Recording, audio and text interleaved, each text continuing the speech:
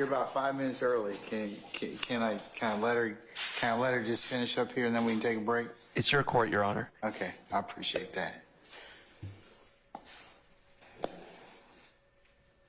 Have you ever testified or been qualified as an expert by a court involving any YSL or alleged YSL gang associates or members?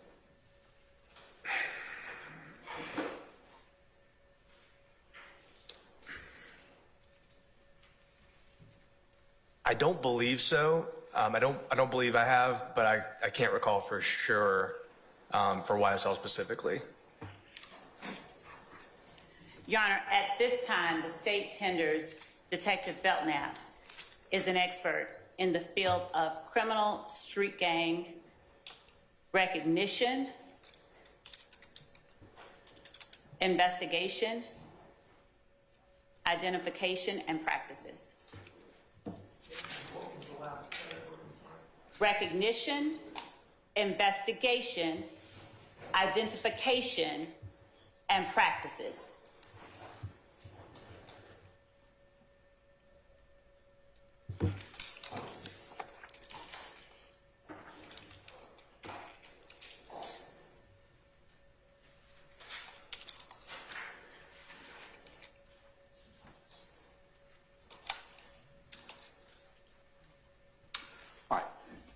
Before we begin any cross, I'll grant the Weinstein pause at this point in time.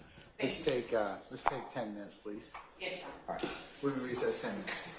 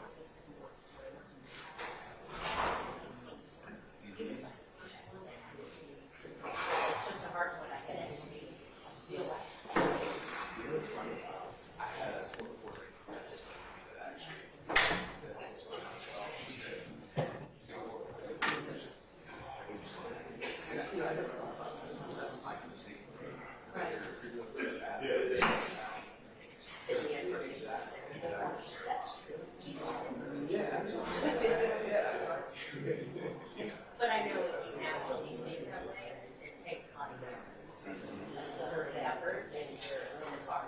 Have that effort to save time.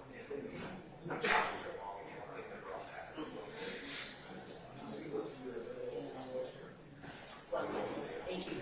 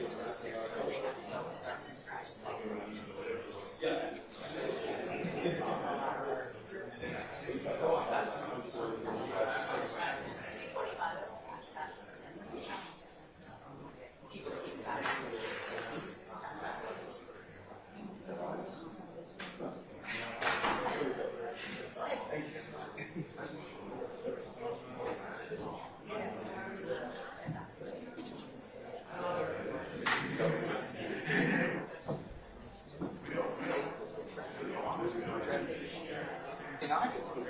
I can see it. I can't see this. I can see if we were like down to what we did.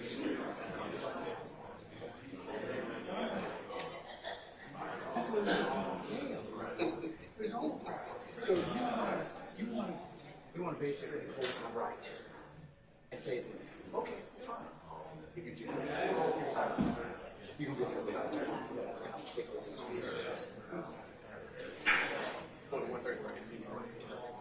But I'm gonna tell us that was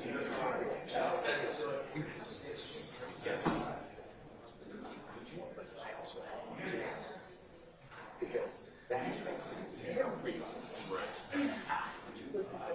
Good.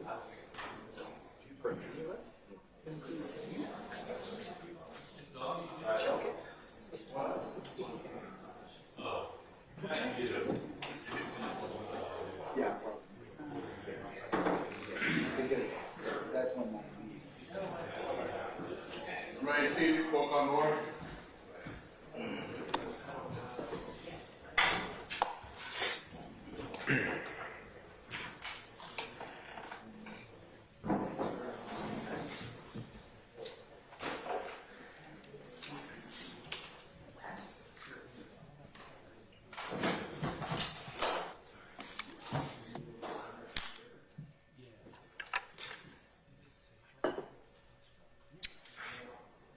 All right, Deputy, everybody back, sir? Yes, sir. Vice President, time for All right.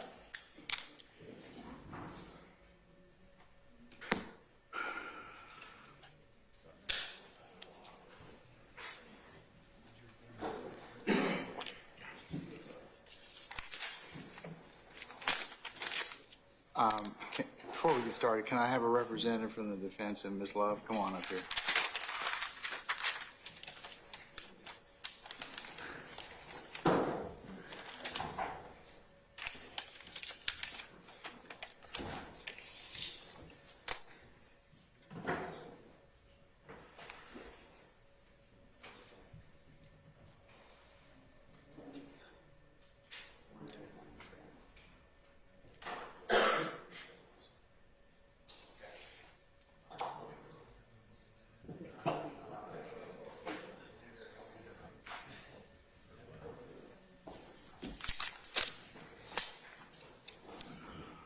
Okay, at this point in time, I'll take any cross or voir dire of investigator, detective, I should say Detective Belknap.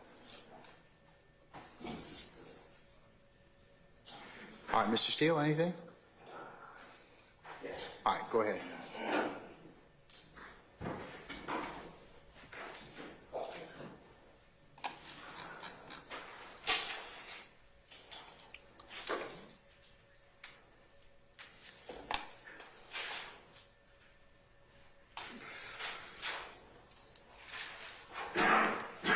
Happy holidays, sir.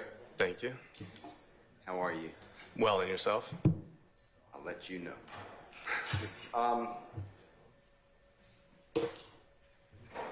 Correct me if I'm wrong, please. I don't have any written report from you. Is that accurate? I've not made a written report in this case, no, sir.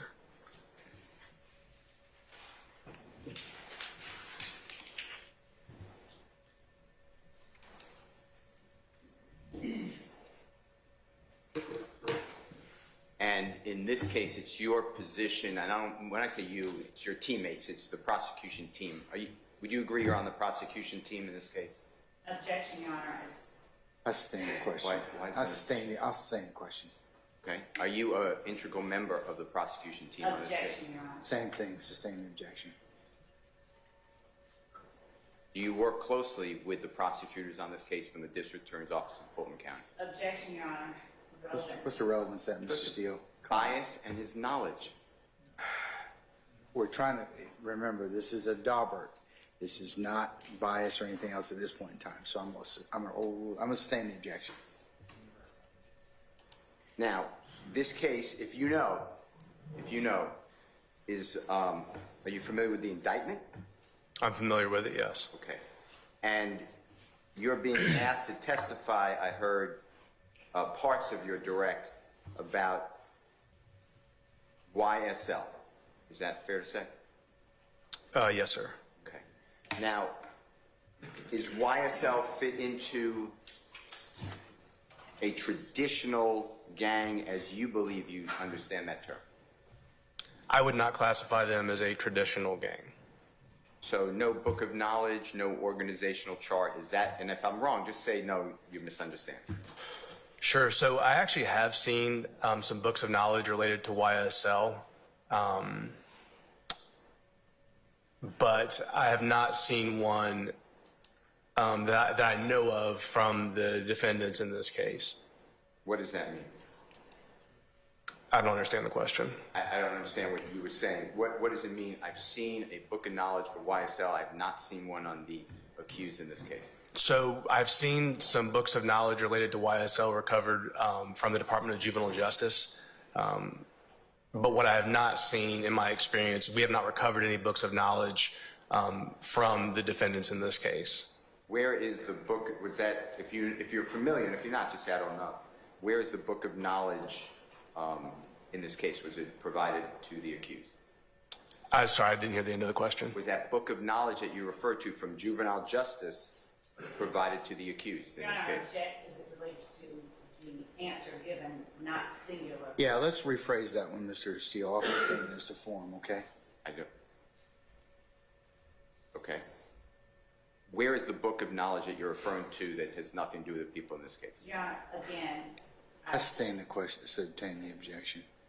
Mr. Steele, you can rephrase it. I think, there's a couple questions you'd probably ask him. Okay. Do you know where this book of knowledge is that you're referring to? Your Honor, again, the objection is to a single thing, the answer given was Why don't you rephrase it? No, I'll sustain the objection. Why don't you rephrase it and make it specific as to what you're trying to solicit?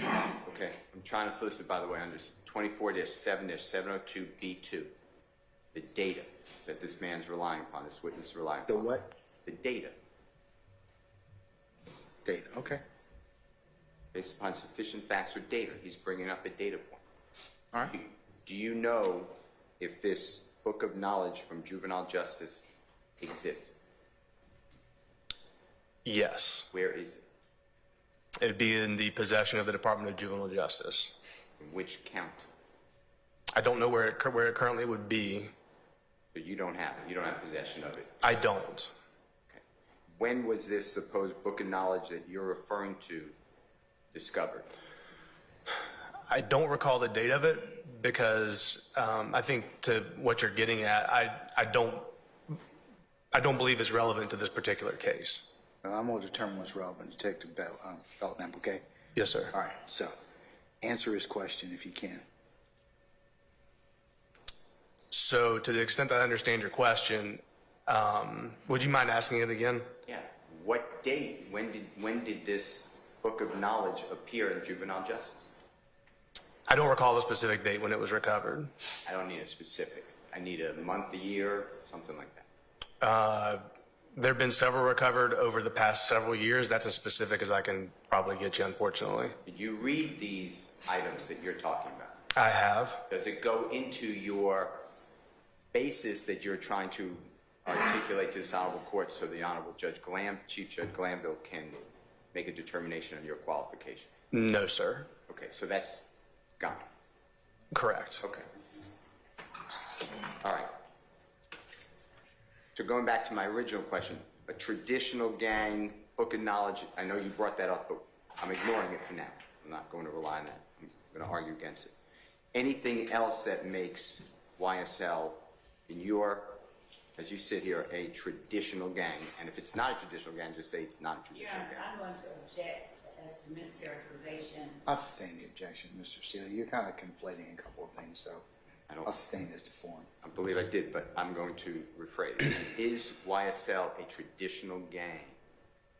I would not classify them as a traditional street gang. Okay. Now, the testimony you gave before this honorable court, and I have your resume. I don't know if it's still in front of you, but it seems to me, but you know, it's very vague to me. Were you focused on traditional gangs going back to 2009? Objection, Your Honor. The question is vague. I'm not certain what it's meant to ask. Will you focus on? I'll sustain the question as to form. Just rephrase it, Mr. In Steele. your okay, sorry, Your Honor. Sorry. In your testimony today, going back to, I believe it was 2009, just change the year if I'm wrong, were you focused on traditional gangs as you articulated before the Honorable Judge Graham? Your Honor, objection as to vagueness.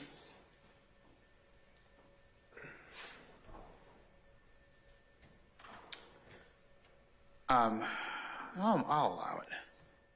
Can you answer that? I'm honestly not sure specifically what you're asking. Okay, in 2009, let's just use that year.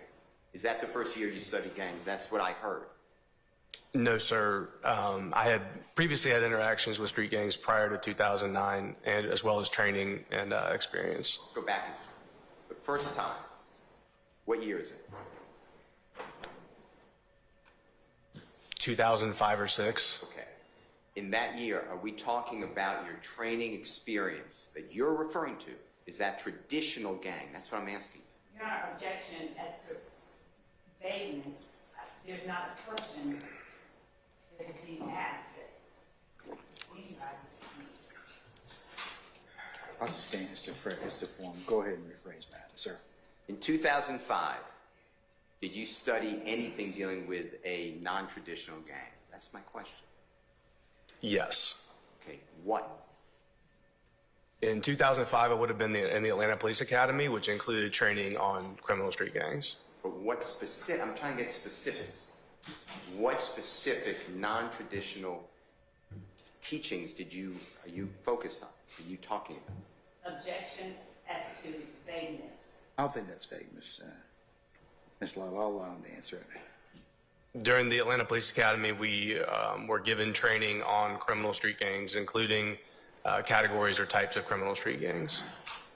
Okay, but be specific, non-criminal street gang, because that's what you're saying YSL is. That's what you're saying, Your Honor, correct? he did not say it's a non-criminal street gang. I don't think he's gotten to it yet. So, I sustain the question. What specific non-traditional teachings are you referring to? Be specific.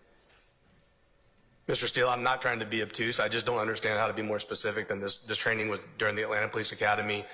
We get a block of instruction on criminal street gangs, recognition, identification, and that sort of thing. Can you be specific? Like saying, I study the law. Objection as to that question. I sustain the objection. Can you be specific in 2005 and 6? Objection. Question has been Asked asked and answered. and answered. I don't believe it's been answered. Well, you've asked the same question, I think, 3 times. He's told you that's his answer. So could we move on to something Okay. else? 2007, 8, and 9. What specific writing can I look at where you are focused on a non-traditional gang? Objection as to vagueness, asking what specific writing Mr. Steele can look at is. I sustain the question. That's not right. What is the writing you're referring to? 2006, 7, and 8. Your Honor, and Or 7, 8, and 9. I object as to vagueness there as well. Asking the witness what writing he's referred to. This? There's no. Let me just ask a question, Mr. Steele. Detective Belknap, are there any writings that you relied upon in 2006, 7, or 8 that relate to your opinion? If our writings include training as we've discussed previously, then yes, certainly. Okay. Where are those writings? And I want to make sure I'm answering the correct question. I don't know what writings I've referred to from that time period, but I did, as we discussed from my CV, receive at least 2 training courses in 2008 related to criminal street gangs, one being that criminal street gang strategic operations course, and one being an advanced prosecution techniques course. I want to test the reliability of those courses. Where are the writings? Your Honor, I object. Do you have the course materials from those, sir? No, Your Honor, I don't. Yes. So let's move on to something else. How about any writings from these courses that you can produce? I'm, again, not sure what you're referring to. Any of these courses that you're referring to, that's all I'm asking you. Do you have any of the published documents, writing data that we can look at so that this honorable court can hear questions to you rather than just, I took these classes? And Your Honor, I object to the latter portion of Mr. I sustained this to that particular portion. Ignore the latter portion. Can you just give me the first part again? Yes. I would like to know whether you have access to any documentation, data, reports, memorandum, recordings, anything that you are relying upon to give your testimony today. You took these courses and you learned this information. You have access to anything. It depends. I mean, I'm sorry, there's not a lot of specificity in that question. I'm just not sure just what you're referring to. Anything. Do you have anything? Your Honor, I object, as the witness has said. Anything? Object, Your Honor. May I? Well, what's the basis for your objection, madam? As the witness has indicated that he does not quite know exactly what Mr. Steele is referring to, I would ask that Mr. Steele be required to ask about a Rephrase the specific. question, sir. Do you have any tangible item that we can look at, listen to, touch, so we know what you're being taught in these programs that you've been speaking about this month? And Your Honor, I object as to Basis. the relevance of any tangible items that we can look at, as Mr. Steele put it, so we can know what you've been taught. Yeah, Mr. Steele, he's listed the materials in his CV, and if he either has them or he doesn't. So I would like the backup under, this is like a farce, under 24-7, And I 7.2b. farce, Mr. Steele, I'd be careful about the characterization, sir. I'm careful. I'm entitled to the Well, farce is not the word. Farce is not the word I would use. I'm entitled to test the reliability and the methods. I don't have anything. I've been giving 0. I'm asking, are they available? Then, of course, I'm going to ask you to do what you did with Investigator Viverito, to produce them. But that's only because she had one particular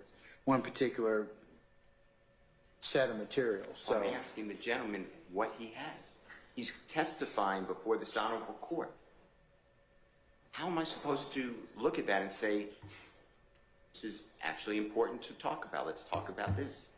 You learned about this. It says this. So I'm asking, do you have any of the documentation? okay, if he's got it, well then, he certainly can ask him about it. But I don't think he's testified that he has any materials as of yet. He hasn't answered the question. Oh, I think he's answered the question. You're just not satisfied with it. No. I'm asking, I have no agenda. I just want the document. I'd rather have the document. Well, if he's got the documents, but he's telling you he doesn't have them. I don't think he answered. Detective Belknap, do you have any of the materials that are referenced in that Mr. Steele's asking you about, at least up to this point in time? To the extent that I understand what he's asking about, as far as these classes that I've attended, I don't have copies of the training materials. No, sir. You're not? I do not. Okay.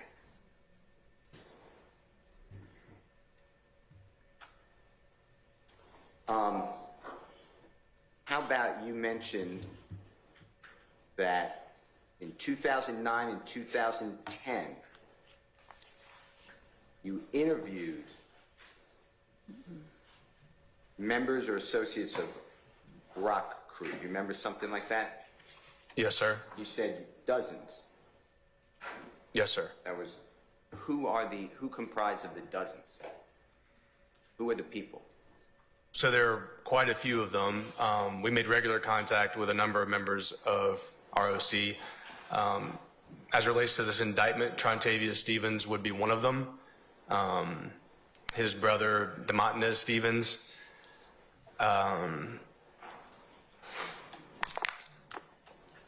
And it'd be a long list. I'm trying to think of who specifically in 2009 or 2010 I would have talked to. But we were regularly on Cleveland Avenue interviewing and even arresting members of this gang. Do you have reports on those interviews? The Atlanta Police Department would. You have access. You work with the Atlanta Police Department. I do. You have access to these reports. I would probably have access to them now. Did you bring them here today? No, sir. How about 30 deep? Same series of questions. Would you mind asking them again? Yeah. You stated that you have interviewed members, I believe, and if I'm wrong, just say that's not what you said, of 30 deep, which allegedly combined with the rock crew to comprise of YSL. That's how I understood what you said. Is that correct? I don't know that's exactly how I'd characterize it. Okay, how do you characterize it? I would say that members from those two organizations are also members now of YSL. Okay. Who in 30 deep did you interview that you're relying upon their information to make any conclusions today? And Your Honor, I object to that compound question. It would be. I'll stay in this form. We can rephrase it, Mr. Steele. Who in 30 deep have you interviewed dealing with your testimony today? And again, I object as to the form of the question, whether he hasn't said that he interviewed anyone with respect to the testimony that he has given today. Staying is the form of the question. Have you interviewed anyone with 30 deep, the people you characterize as 30 deep, dealing with YSL? I'm not sure I understand the question. Okay. What don't you understand about the question? Yeah. Your Honor, I object to the response that Mr. Steele is giving, and I object to the question given that it's vague and confusing. I'll stay in as the vagueness. 30 deep is a supposed criminal street gang. Is that your opinion? It is. Okay. Did you interview members of 30 deep in the past? Yes, sir. Did you interview any member of 30 deep with regards to YSL? Your Honor, I object as to the form. I'll allow that. Over the objection. Have I interviewed them as to YSL? I likely have. I'm trying to remember a specific. Okay, well, think about it specific. Okay. Please tell us who. If it happened.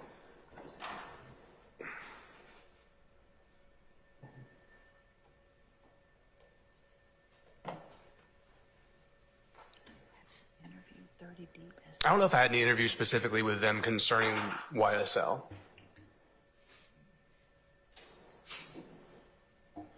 Now, members allegedly of the criminal street gang, as you state, rock crew, any of those members specifically speak with you or your teammates about YSL? Yes. Who are those two people that you named earlier? Among others, certainly. Who are the among others? Again, I'd have to go back and get specific reports, but we interviewed, like I said, dozens of members of Rock Crew, including Quentin Porter, one of the founders of this group, Mr. Williams, who was involved with both. I'm trying to think of who else even is on the indictment, but I mean, quite a few. And these are all memorialized, these supposed interviews, interrogations, whatever their right words are? Some of them would be memorialized. Some of them may have been field interviews or other non-custodial conversations or interviews that would not be memorialized.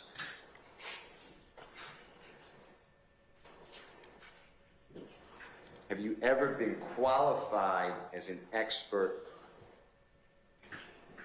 in criminal street gangs in their recognition or investigation or identification or practices in federal court? No, sir.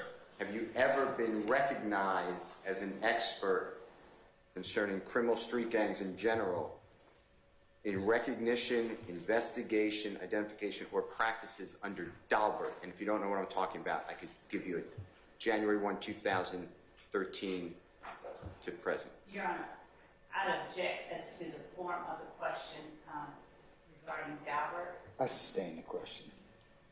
All right, January 1, 2013 through present. Have you ever gone through a hearing like this? I have. And I heard you say that you have never been accepted as an expert in what you are phrasing criminal street gang YSL. Is that true? Not specifically that I can recall, no.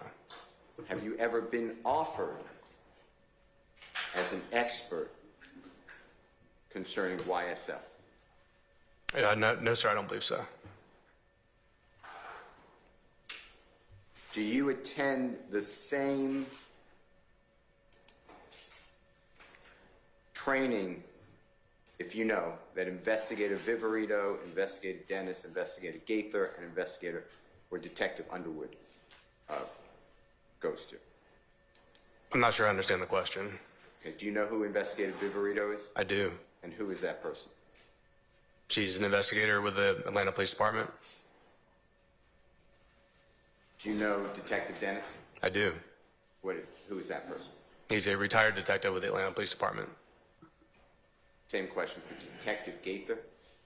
She retired as a sergeant, but she's a retired sergeant from the Atlanta Police Department. And then Detective Underwood. She also an investigator with the Atlanta Police Department. Is your training that you told the Honorable Chief Judge Glanville about today, is that the same training as those 4 individuals or certain of those individuals? Your Honor, I'm going to object.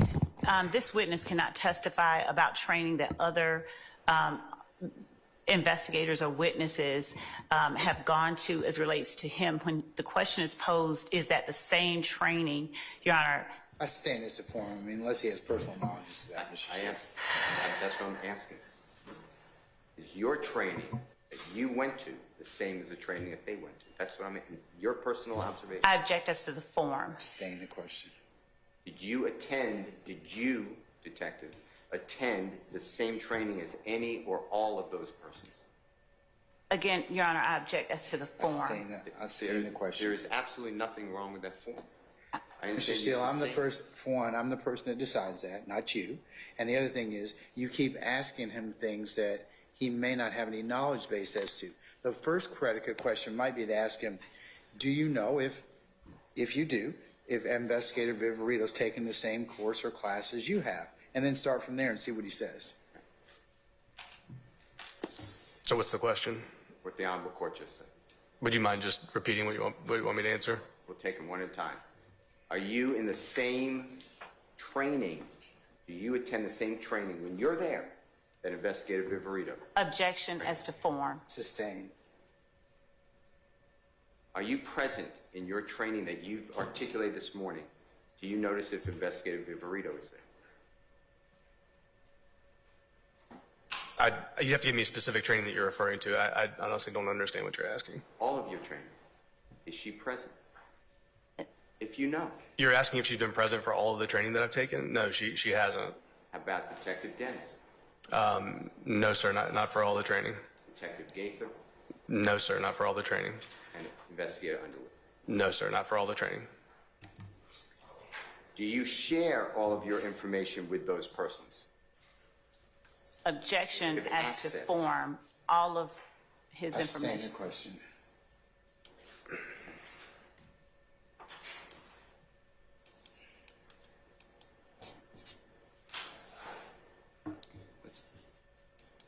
What is your definition of a hybrid gang besides what you told us in general, specific to YSL? Why is YSL a hybrid gang?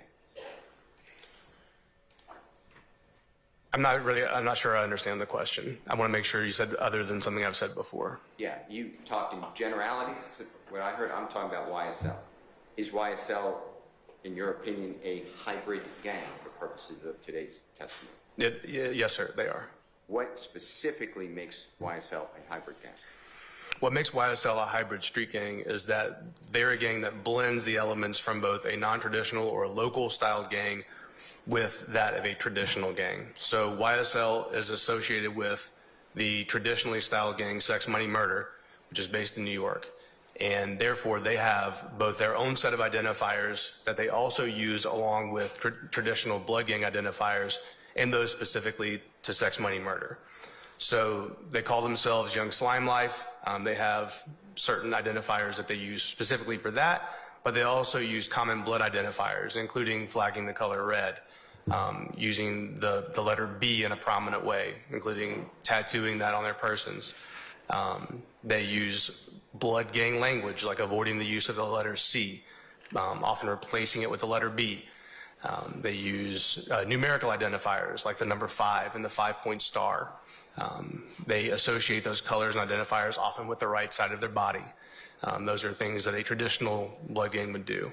They also use hand signs and other symbols related to Sex, Money, Murder, but they retain the use of their own local identifiers as well that may not be consistent with Sex, Money, Murder. That's what makes them a hybrid street gang, the blending of those two sets of identifiers together. What's the sets of identifiers that are local, that are not part of the national blood gang that you just said?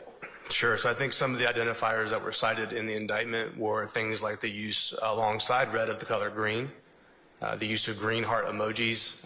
And I apologize, I'm not trying to break from your train of thought. I just couldn't hear your words. You said color green, but you also talked about other colors or color. Can you just go slower?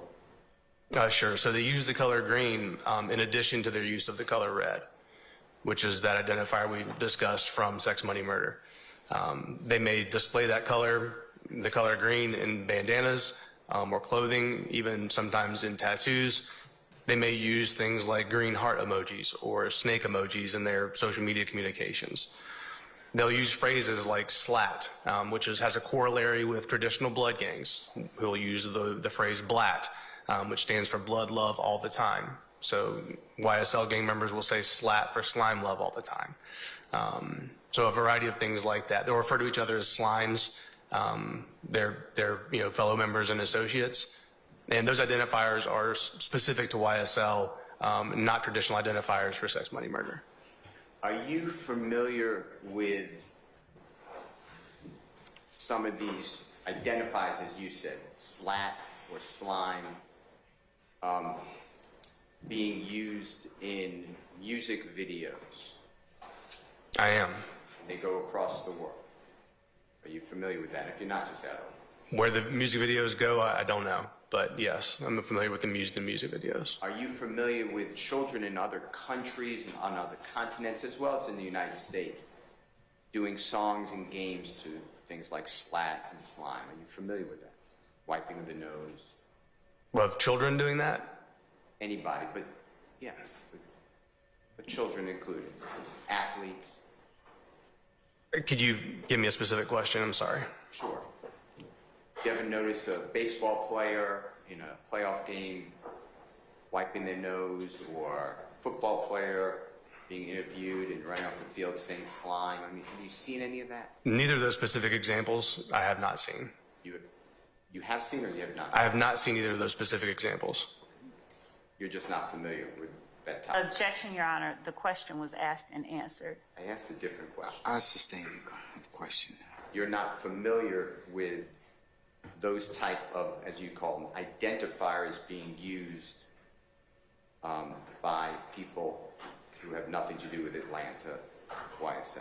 I am familiar with that. Okay, well, that's what I was asking. Tell the Honorable Judge Glanville how you are, where do you gain that information from? So I've seen certainly videos on TV or on social media, other photographs and things of that nature, social media posts that have used some of those specific identifiers in a context or by a person that I do not believe is associated with the gang. And how do you make that determination? Is it just because you are the decision maker, or is this something that can be repeated all the time? That's a great question, and it's one, again, that I'll refer back to our state law, which gives us the parameters by which we must operate. That includes two things that I think are really important to your question. Go slow, but I want to hear. Sure. So the first one is going to be that the law asks us to show association in fact. So a child on the other side of the world who's using a YSL identifier who has no association in fact with a YSL member or associate, that's not going to connect them for the purposes of state law with the gang itself. The second really important component is, again, that participation in criminal gang activity. The person that we would be discussing, the person in question, has to actually participate in that gang's activities through the commission of certain offenses that are delineated within the law. And then it has to further, would you agree with me, I'm going to judge, I'm going to give the law, but I guess for purposes of today, you've been talking about it, so I'm going to ask you. You also agree that a material element is not only that there's a criminal street gang activity, but that it furthers the mission or the purpose of the gang. Is that what you understand the law to be? It's close. So what the law specifically says is that you have to participate in the gang's activity through the commission of. And while early case law from Rodriguez said that there needed to be a furtherance of the gang's activities, the courts later clarified that participation in the gang's activities is the furthering of the gang's intent and the gang's mission. Do you know what case you're talking about? There are several that help define the nexus, and I'm trying to remember which specific one said that, but several that I think are important, particularly in this context, are Alston v. State, Magruder v. State. Both of those have some relevant, I think, connection with the current case that we have. Are you familiar, or were you taught that that case is up on cert? That's a court of appeals case. Are you familiar that the Supreme Court of Georgia granted it on that exact issue? Your Honor, I object as to this line of question, and this, I don't know if it's meant to be impeachment or what, but I object as to this. That's the basis of knowledge, and I understand you shouldn't be talking about the law, but Yeah, I think we'll come off of this line since I'll instruct what the law is. So, with regards to the 6-factor system that supposedly comes out of Los Angeles Sheriff's Office, remember talking about that? I do. It doesn't supposedly come out of there. That's where it was created. Okay, how do you know that? Well, it's a standard that was published by the Los Angeles Sheriff's Department, actually, and the Atlanta Police Department adopted that into our standard operating procedures from that source. I've met and spoken with the creator of it, Wes McBride, who unfortunately passed away, but I've actually met and spoken with him about this specific system. In the 6 different categories, the self-admission, identification of a person by a reliable informant, identification of a person by an unknown informant but corroborated, somebody who lives in an area or adopts the dress and mannerisms, arrested with other supposed gang members, or an associate, like a catch-all, that's my word, a catch-all category. Is all that determined by you? You just evaluate any of these 6 and then you make the determination? Objection as to vagueness. There's no reference to a determination about who or what. I'll sustain this form. Do you make the determination on whether a particular analysis fits one of these 6 criteria? I object on the same grounds. For vagueness, there's no reference in the question to whom or... Yeah, I'll sustain this form. Mr. Steele, you can rephrase if you can. Do you consult with others to employ this 6-part test in your cases? Depending on the circumstances, I may, certainly. How about just do it on your own? Do what on my own? Classify somebody as part of a criminal street gang on your own determination of this. Sure. Part of the training that we receive as gang investigators is in these criteria and proper ways to apply them and recognize those identifiers.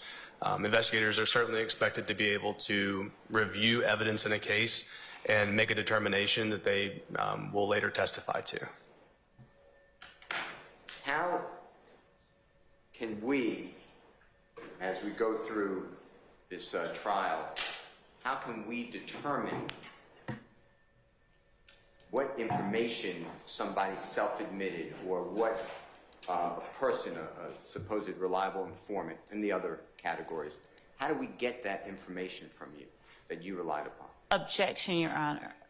As to, one, it's a compound question, and two, it's an improper question. How do we get the information during trial? I sustain the objection. I'm asking you, how do you get your hands on the information that's the background, that's the foundation for these opinions? I'm not sure I understand the question. Where is the interrogation of the confidential informant? What?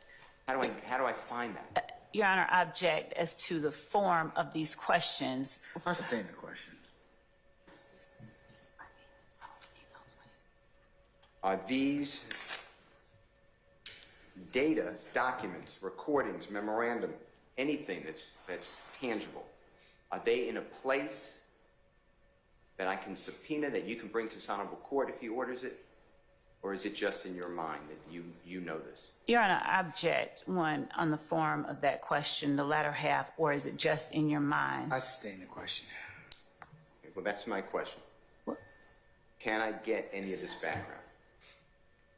I don't understand specifically what you're referring to. If you interrogated someone, or if your coworker interrogated someone, and you're relying upon that interrogation to determine, yes, this is a confidential informant or a reliable informant, and therefore Brian Steele is part of this gang, how do I get that memorandum? Your Honor, I object as to the form of the question for vagueness. If there's a question about a particular person or particular individual that was interviewed, perhaps, but the generalized question, how do I get that memorandum? Mr. Steele, okay, I got you, Ms. Love. Mr. Steele, I'm going to sustain the objection, but I think we're going back to the inquiry you made earlier. If there are any materials, then at this point, you're going to have to be stuck with the answer. If he brings anything to court or if anything's produced, then I'll make further rulings consistent with that, okay? Okay, for the appellate record, if God forbid it's needed, I have, as you know, as I hope you take judicial notice, I have zero. If this is confrontation clause information, which it all sounds like, I'm entitled to it because I can't cross-examine, and it should not come in. And I'd like you to know what you're relying upon, what this witness is relying upon is the foundation of the information. Because if it's not something that's trustworthy, then it's not reliable under 702. Those are all my... But that's my determination from what he's testified to. So, and I'll take into account those things, Mr. Steele, all right? I would like a continuing objection. I have no other questions except one line. What? Your Honor, I would Are you object to finished, Mr. Harvey. Yeah, I think he has one more line of questioning, so, okay? But I was going to add to the request for materials. Your Honor, I would ask, You're not, yeah. I'll just do what I got. That'd be fine, sir. All right. What is the, you mentioned about specific, and Ms. Love, District Attorney Love, used the word lingo, and you were answering questions about lingo. You remember that? I do. And lingo to me means language, is that right? I don't know what it means to you. I would agree with that interpretation. Well, what does it mean to you? The same as you said, I would say lingo would be interpreted as language. So, all it was lingo. What specifics were you referring to in your colloquy with Ms. Love? You said, yes, this lingo, and it doesn't mean anything potentially to the lay person, but it means something to us. I want to know specifics. What are you referring to? She asked a general question, so I wasn't referring to a specific set of language in my response to that question. Well, I'm asking it more specifically. Okay, so can you ask? Yeah, define the lingo. Be specific. please, as it relates to YSL? Your Honor, my objection is twofold. As to the first question, it was vague, and as to the second one, define lingo as it relates to YSL, I think is a compound question. All right, I'll sustain this to both. Why don't you break it into two, Mr. Steele? Define YSL specific lingo that you believe that you have expertise in. What is those languages or statements? Again, I'm a little confused by the question. What is the word? Let's go word by word. What word are you referring to in your mind when you talk about YSL lingo? One word that we've discussed already was the word slat. Okay, and where does that come from? I don't understand the question. I'm asking you, do you know where the word slat comes from as used by YSL? My observation of it has been through use by YSL gang members in their communications. What does it mean? It stands for slime love all the time. What does that mean? Oh my God. I don't think I understand the question. Does it have a meaning? The meaning would be showing an affinity for an association with the gang YSL. Okay. What else besides slat? Using the word slime.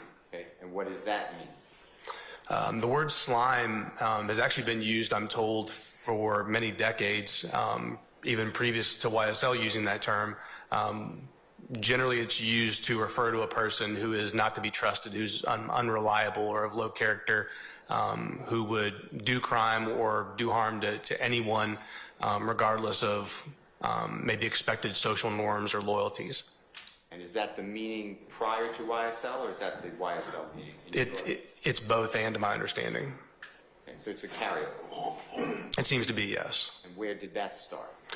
I don't know the true etymology from that, but I do know from what I've been told from folks from this part of the country that it was used in New York even 20 or 30 years ago to refer to someone who was of low character, who was slimy or would slime someone. Any other lingo or words that you were referring to that is particular to YSL, Criminal Street Gang, according to you? Sure. One of the words that they use because of their territory on Cleveland Avenue, rather than saying Cleveland Avenue, they'll say Bleveland Avenue, replacing the letter C with the letter B due to their association with Sex Money Murder Bloods. And that's because the Bloods, I think you said earlier, or if you didn't say it, maybe I got it from somewhere, but your understanding is since the Bloods and the Crips are not friends potentially, you changed the C to a B. Is that what you were saying? I don't believe that's what I testified to, but yes, that would be the reason behind it, is to show disrespect to the Crips. Okay. So the letter C is not used by YSL, or is it used by YSL, or do you not know?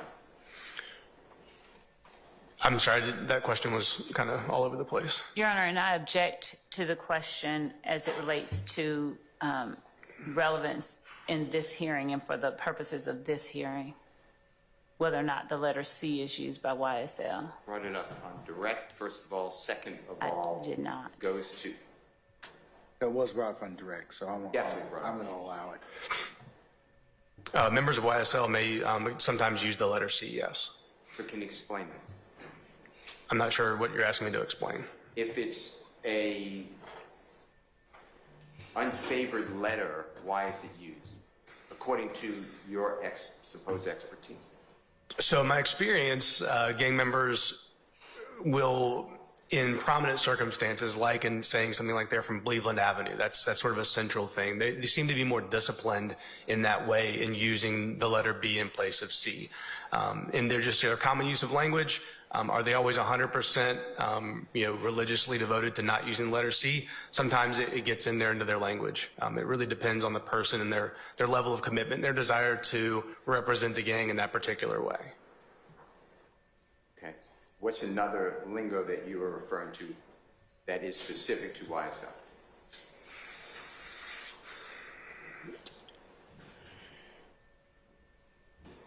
So they use the word slime in several different contexts, I think one or two of which we've discussed.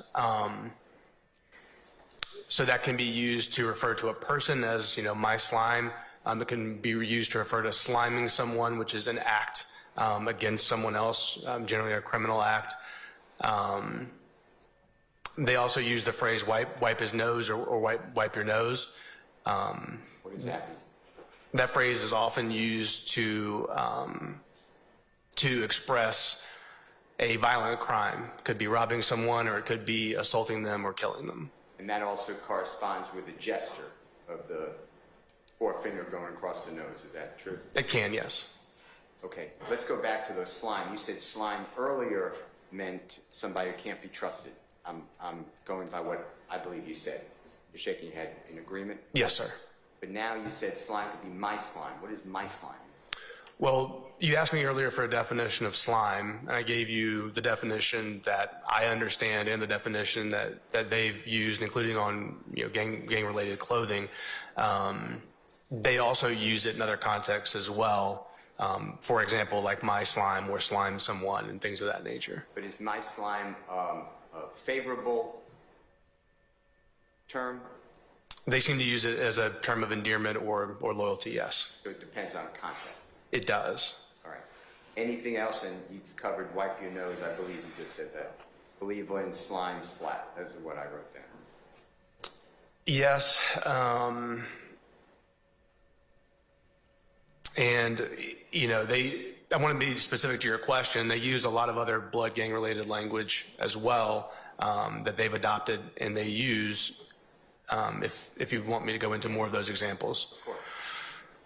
So that use of language includes, again, replacing the letter C with the letter B. Like an example, the word bull.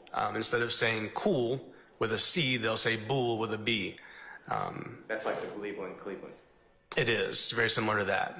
They will also use the phrase blat that blood gangs use for blood love all the time. They'll use the expression rollackin'. Rollackin'. Spell it. It's ROLLACKIN. What is that? So the Rolac refers to the founder of Sex Money Murder, Peter Rolac. And Sex Money Murder gang members will often use the phrase Rolackin', which means I'm hanging out, or it could mean participating in the gang's activities, something of that nature. Are you saying that that's applicable to YSL? It is.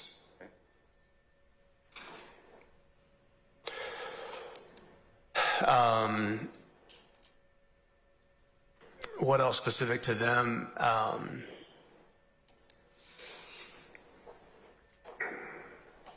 They may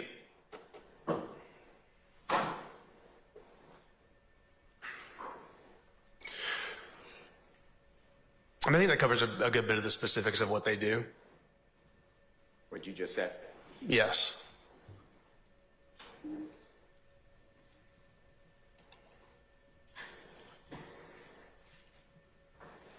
You said with Ms. Love on direct today that Jeffrey Williams was part of Rock Crew. Do you remember something like that? I do.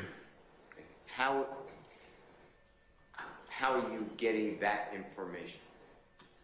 How did you make that determination to make that statement to them? That came from previous criminal investigations involving Mr. Williams and Rock Crew.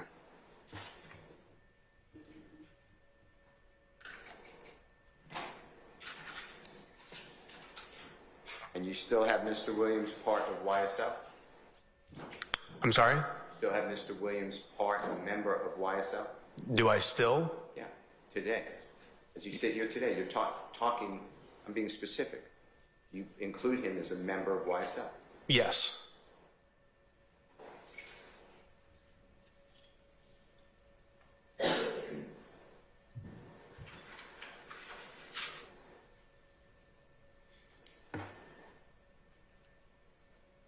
And what is that based on? Well, Mr. Williams has self-admitted membership in the gang, repeatedly and publicly. And just give me a couple examples if it's repeated. Your Honor, I would object and ask that the witness be allowed to finish his answer. Yeah, let him finish, Mr. Steele, before you pose another question. So he's self-admitted. He's been identified by informants have previously tested reliability. He's been identified by informants that have previously untested reliability but corroborated independently. He has resided in and frequented a known gang's area, associated with other known members of the gang, and adopted the style of dress or mannerisms or other identifiers of the gang. He's also been arrested with other members of the gang for crimes consistent with the gang's activities. And there are other, certainly, professions and other indicators that would show his association with the group.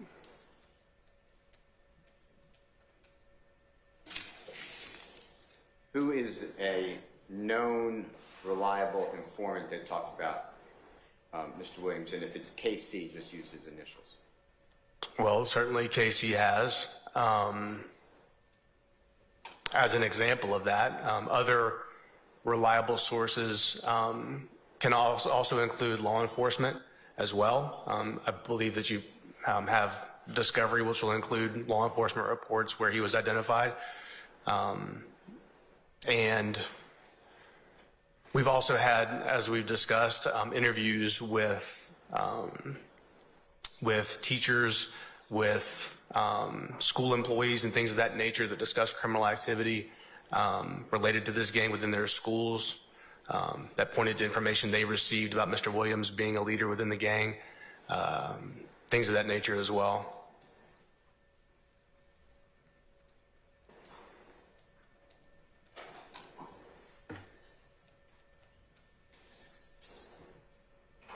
Has any member, to your knowledge, of the supposed criminal street gang, YSL, been prosecuted outside the metro Atlanta area? I believe so. Where was that? I would have to look back and see which jurisdictions, but there are several that have reached out with what they believe were YSL cases. That information can be acquired. I just don't have it on the top of my head. Do you know what counties we're talking about, what states we're talking about? Off the top of my head, I don't. Don't know. Off the top of my head, no. No, I want to thank the court. Thank you. Yes, sir. Okay, Mr. Harvey? Sir?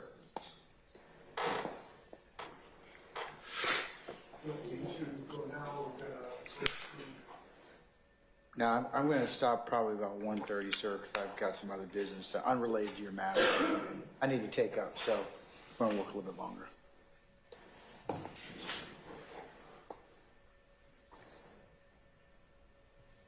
Mr. Harvey, if it makes it feel any better to you, you can remain seated. Just It's hard, that's hard for me to do. okay. You don't have your technical assistant with you? I don't. I don't Okay, have a all right, technical okay, assistant. all right.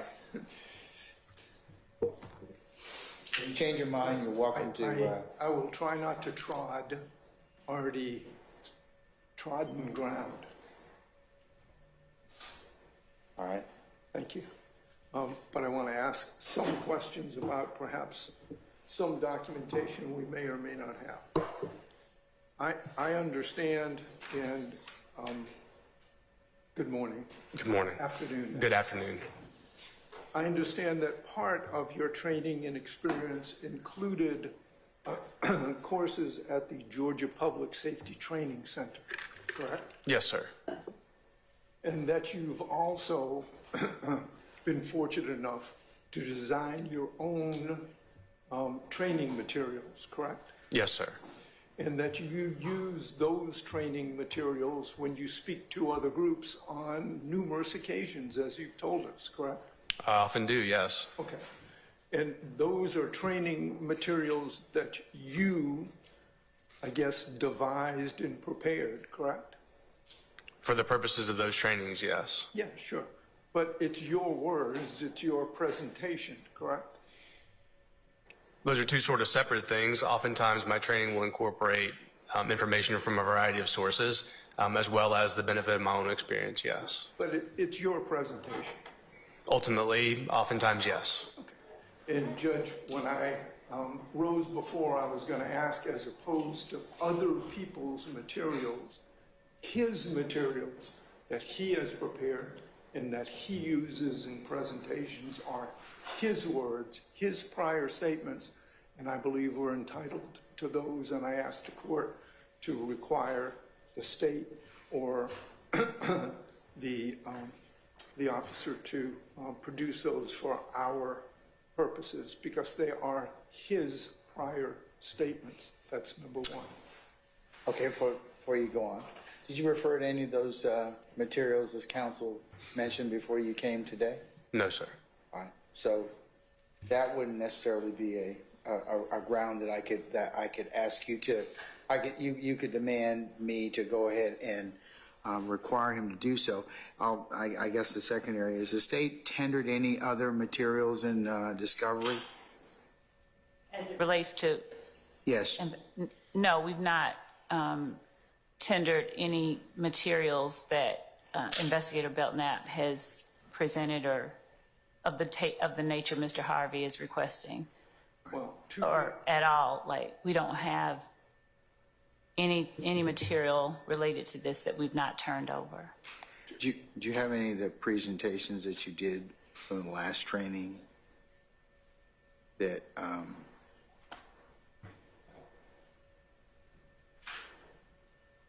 not here, but do you have that available? I have some available from trainings I've done previously in other settings. Yes, sir. Is it the same training that you give, materials that you give? Yes, sir. Okay, all right. Could you produce that if I ordered you to produce it? I can produce anything you order me to produce, Your Honor. You're too kind, but I won't go that far. Can you produce was it a PowerPoint presentation? I've done quite a few, so I honestly don't know specifically which training we'd be referring to. I didn't refer to any of these trainings in preparation for this. Okay, all right.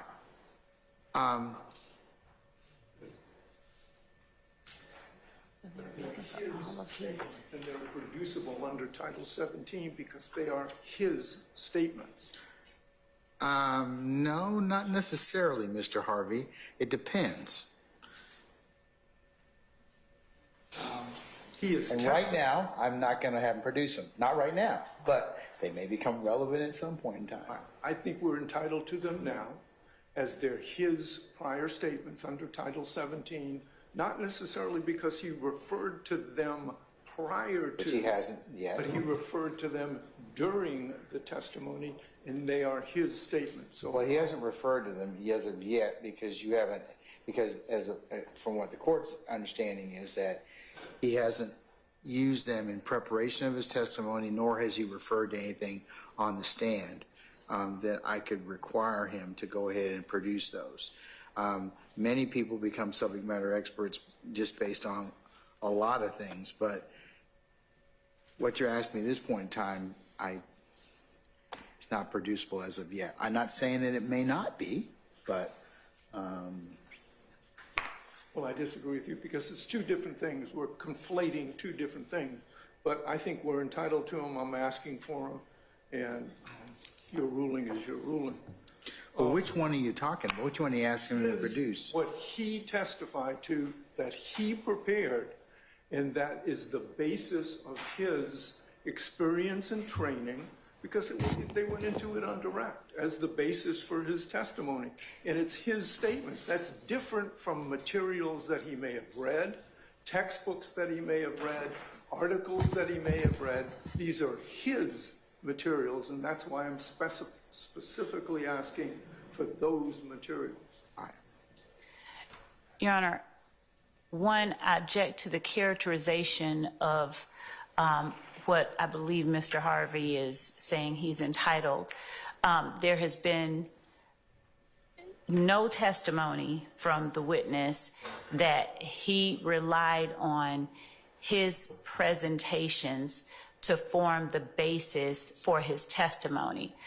I believe that argument on the part of Mr. Harvey conflates two separate things that the witness has said. He has a basis for the testimony he's given. It's his experience and training. And based on his experience and training, he has spoken with other people and shared knowledge that he has, but that knowledge, those whatever materials that he disseminated, does not equate to what he said or spoke to the other people, such that Mr. Harvey is calling it his former statement. It's just, Yeah, they're, at this point, Mr. Harvey, I tend to agree. I've noted your objection, and certainly it may change, and I may order it to be produced, but not at this point in time. Sure. Let's go back to the training then that you've told us about at the Georgia Public Safety Training Center. Okay? Yes, sir. All right. There are several different classes that they teach there, correct? Yes, they do. One of the classes is gang recognition and identification training, correct? I believe so, yes. Okay, and you took that course. The course that I took, no, it would not be that specific course. All right, did you take the gang investigation and prosecution training course? In the current form, no, sir. All right, in any form?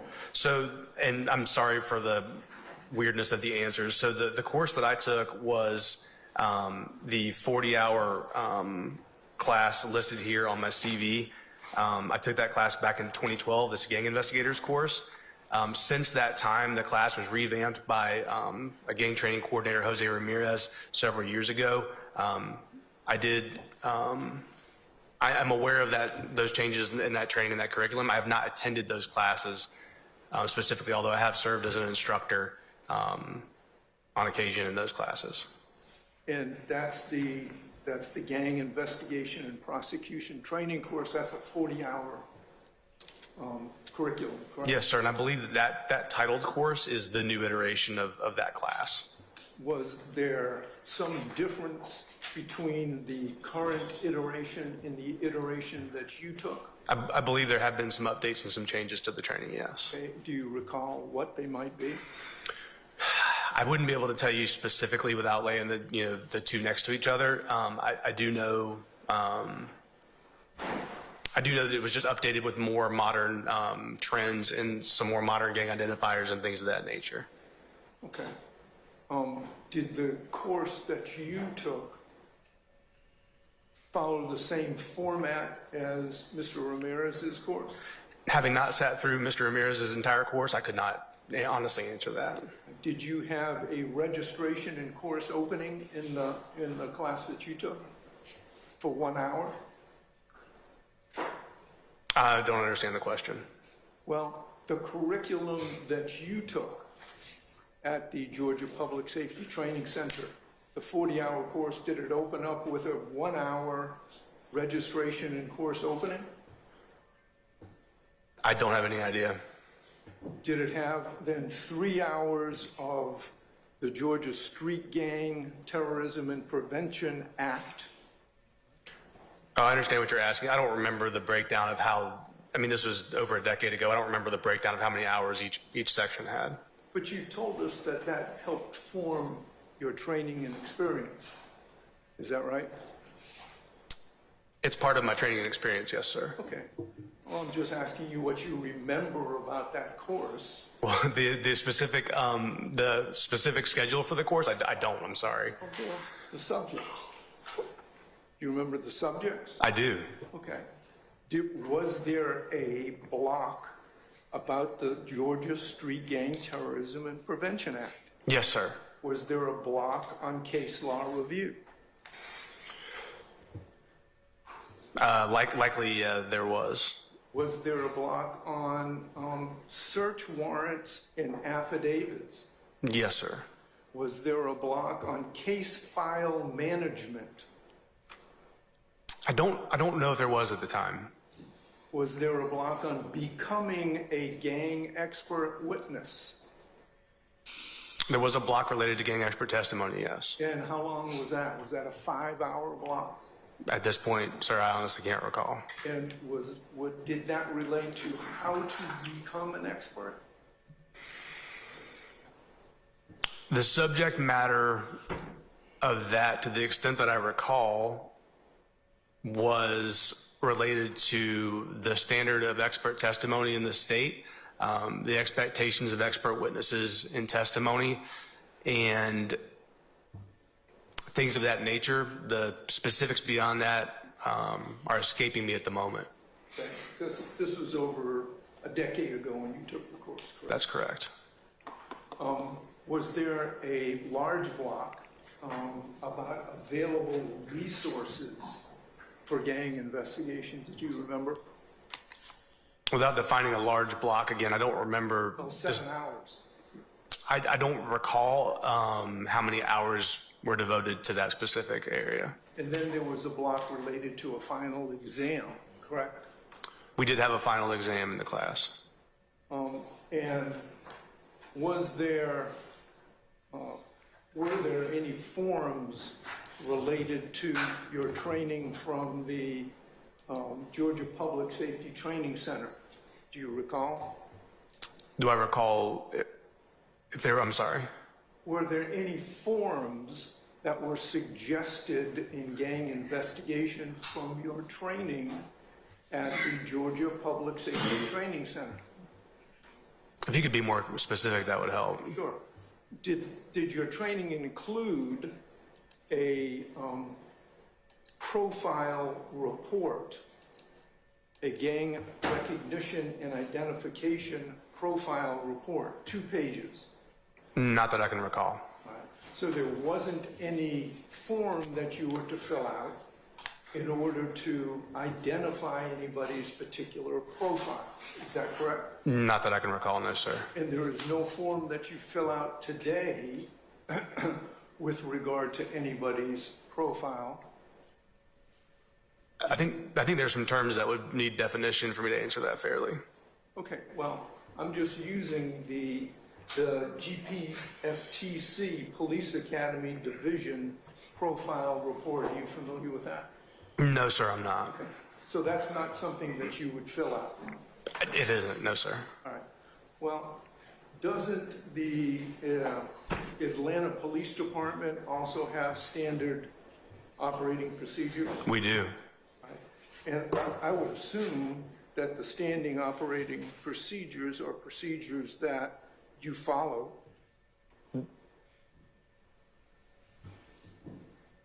You follow those procedures? I do. Okay. And do you get to determine when you follow those? No, sir.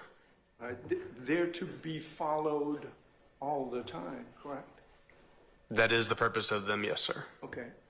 There is a procedure for collecting data on gang-related crimes. That's part of the APD SOP, correct? Yes, sir. All right. And that was effective July 2012, correct? I don't know. And that's APD SOP 3067. You're familiar with that? Procedure for collecting data on gang and related crimes, correct?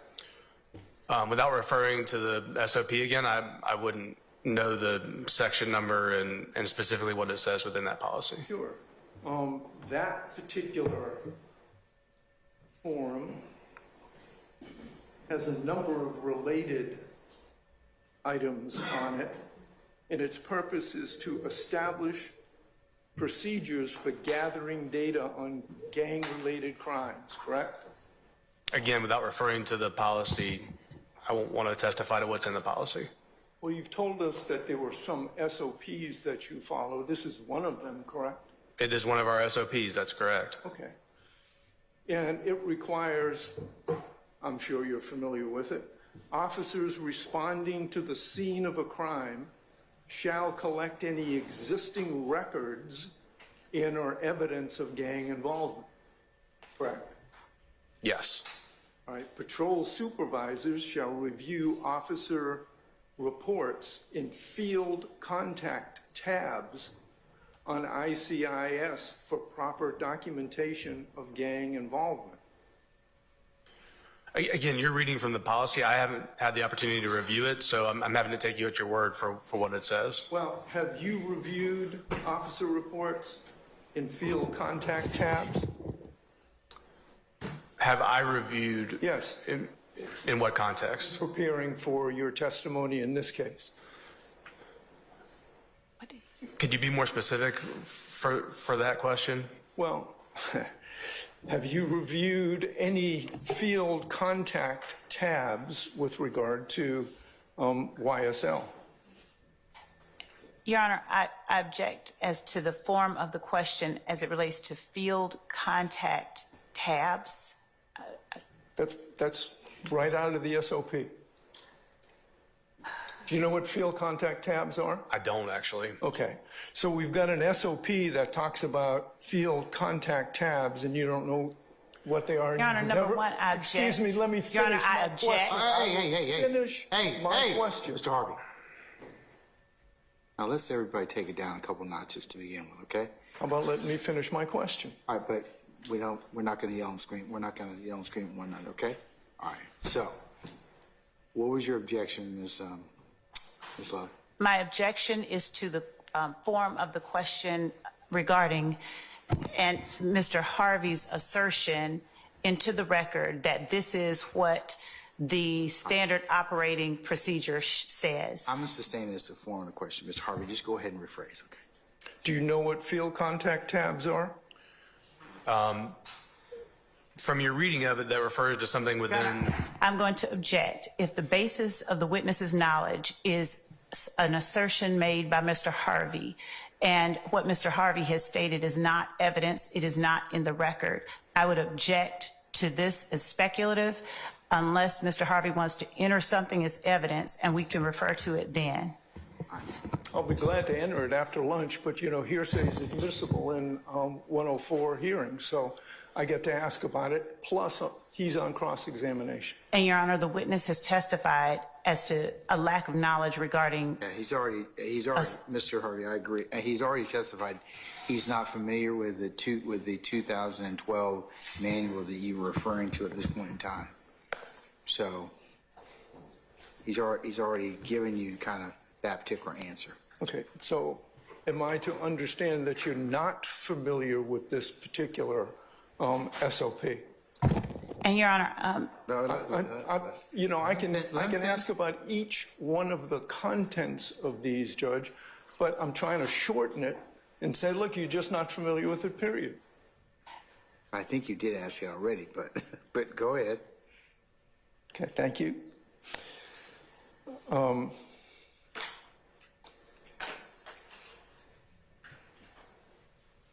And the SOP, if you understand it correctly, or if you don't understand it at all, isn't there a report, a box on the report of officers that should be checked according to the SOP if there is suspected gang activity? and Your Honor, the objection is as it relates to the SOP, so that it's a vague question. Isn't there a box as it relates to the SOP that should be checked if there is suspected gang activity?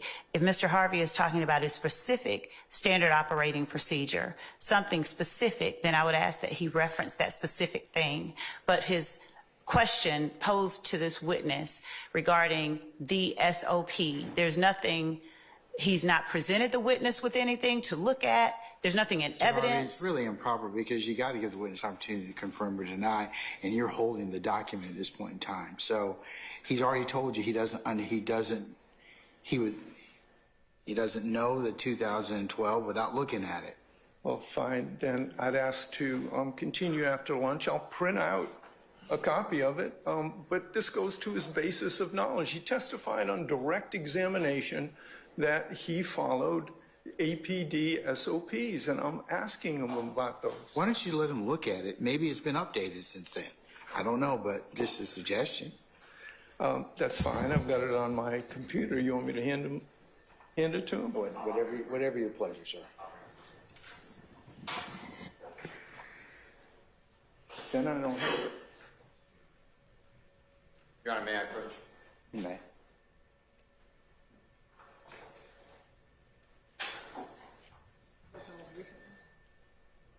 Like, we don't know. Is that the most recent one? Well, would you ask someone to touch the screen so we can see all of it?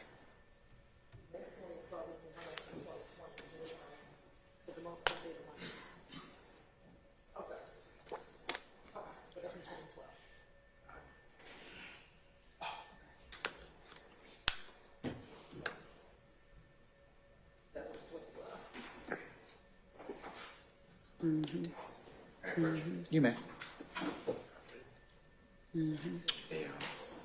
I'm just saying this loud enough. The state changed the orientation, so if you need to, I'll just helping him out because he has a hard time potentially walking, so. Your Honor, based on what is being presented to the witness, I would object on relevance grounds. The standard operating procedure from 2012 as opposed to the current standard operating procedure that the witness has referenced. If the questions are from a outdated SOP manual, I would object on the basis of relevance. Sure. Why don't you give us the updated APD procedure manual? Your Honor, my objection still stands. I don't know what.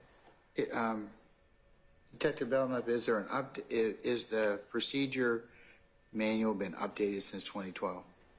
I believe that it has.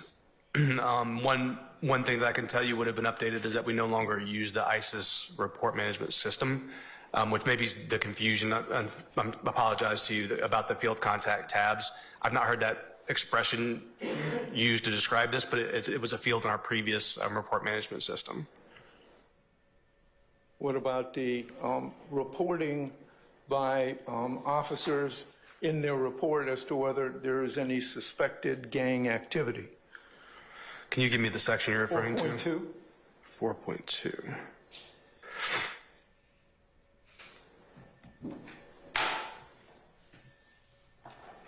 Yes, sir. That box, again, was in our previous report management system, ISIS, which we no longer use. Okay, so there is no method by which a suspected gang involvement is reported out to either you or anybody else? Well, I didn't say that. It's just that that was the confusion over the box.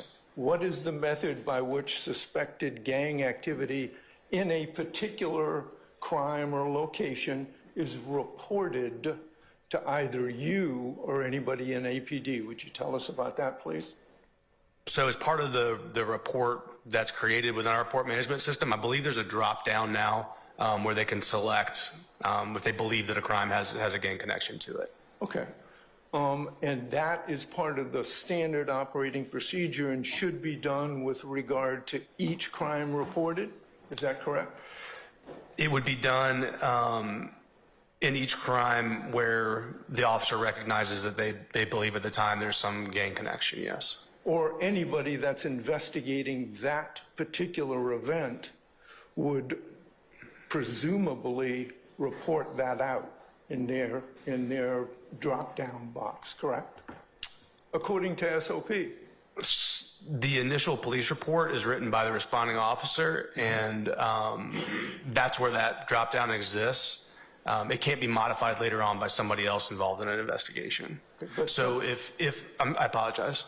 No, somebody else could write their own report, correct? And they can place in their report whatever observations they may have, correct? They certainly could. Okay. So part of the standard operating procedure when investigating a particular event is to recognize whether it may or may not be gang-related, correct? If you can, again, show me where you're referring to the policy. I'm just talking about 4.2. Whether or not it's checking a box or whether it is a drop down doesn't really make much difference. It's supposed to be reported, correct? This particular section within the SOP refers to a responding officer to a crime scene, yes. Can you point us to any of the reports that you may have reviewed where there is a notation with regard to gang activities for the activities involved in this case? I'm not sure I understand the question. All right. Have you reviewed, and first, have you reviewed any reports that specifically identify any of the events alleged in this particular indictment as gang-related activities? I've reviewed the reports related to the criminal allegations in this indictment. Yes. And for the second part of your question, I don't know, I wasn't looking for the presence or absence of a notation in there that was a gang-related crime. Okay. So I guess the answer then is no, I can't point you to anything in particular. Is that right? Objection as to the form of the question, and as to I stand as to the vagueness. first, as to the second portion of the form. But Harvey, you can rephrase and. Sure. Have you either prepared or reviewed any GISAC requests for information or profile reports? You know what I'm talking about, correct? I don't believe so. All right, well, doesn't the GBI keep or have a form for requests for information and sharing information with regard to intelligence requests related to gangs? I don't know the answer to that question as far as the GBI's forms. Okay, wasn't that part of your training? But part of which training? Well, your training at the Public Safety Training Center, the block that included sources of information. I don't recall that training covering some form from the GBI to request information on gang information from GSAC. It could have, I just don't recall. So, but the answer is that there are none of those reports or those type reports that you have prepared or reviewed for this case, correct? No, sir, I don't believe so. Right. How about SARs? You know what an SAR is, right? I do. Suspicious activity report? I do. How about any of those? I have not reviewed any of those, no. Or prepared any of those with regard to the allegations in this case? I have not. Okay. All right.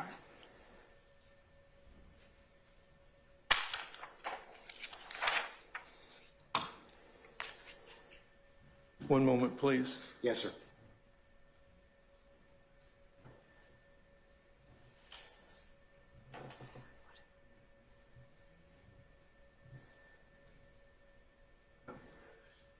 All right, thank you, Judge. That's all I have. I thank you, sir.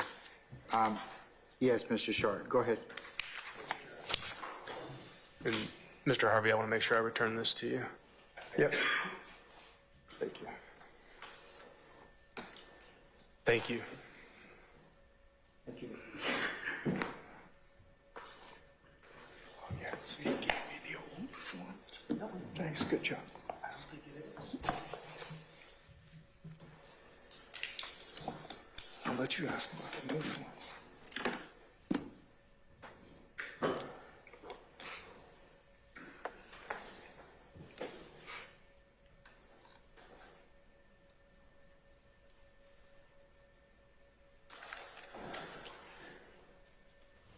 Good afternoon, sir. Good afternoon. My name is Max Shard. I represent Shannon Stillwell. Just have a couple questions for you. First, just going back to the city of, or the Atlanta Police Department SOPs, do they incorporate what are the Atlanta SOPs for the identification of individuals in classification as gang members or associates? I don't understand the question. Okay. Does the Atlanta Police Department have standard operating procedures for the identification of individuals as gang members or gang associates? Yes, sir. Okay. And what are those standard operating procedures? As I mentioned before, we use the 6 criteria, those 6 factors to evaluate whether someone's a member or an associate of a criminal street gang. Okay, so my understanding, what you're telling us is the Atlanta Police Department has adopted that same test that you testified to. I wouldn't characterize it as a test. It's a standard, I guess. Maybe that's just semantics, but yes. All right. Now, is there an individual within APD who is ultimately responsible for these classifications, or can any officer make a classification? How does that work? So that SOP applies to whomever in the police department is investigating or responding to a gang-related crime. So it's equally applicable to any officer or investigator.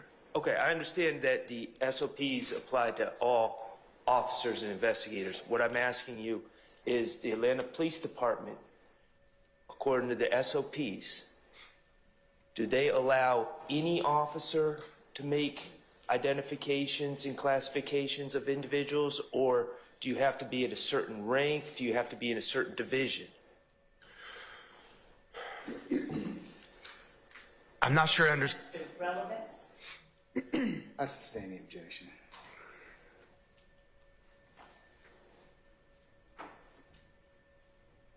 Have you had circumstances as you're a gang investigator, is that correct? I am.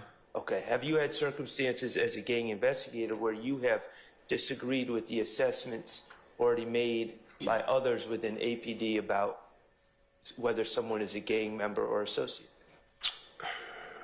Objection as to relevance? Yeah, I sustain the objection.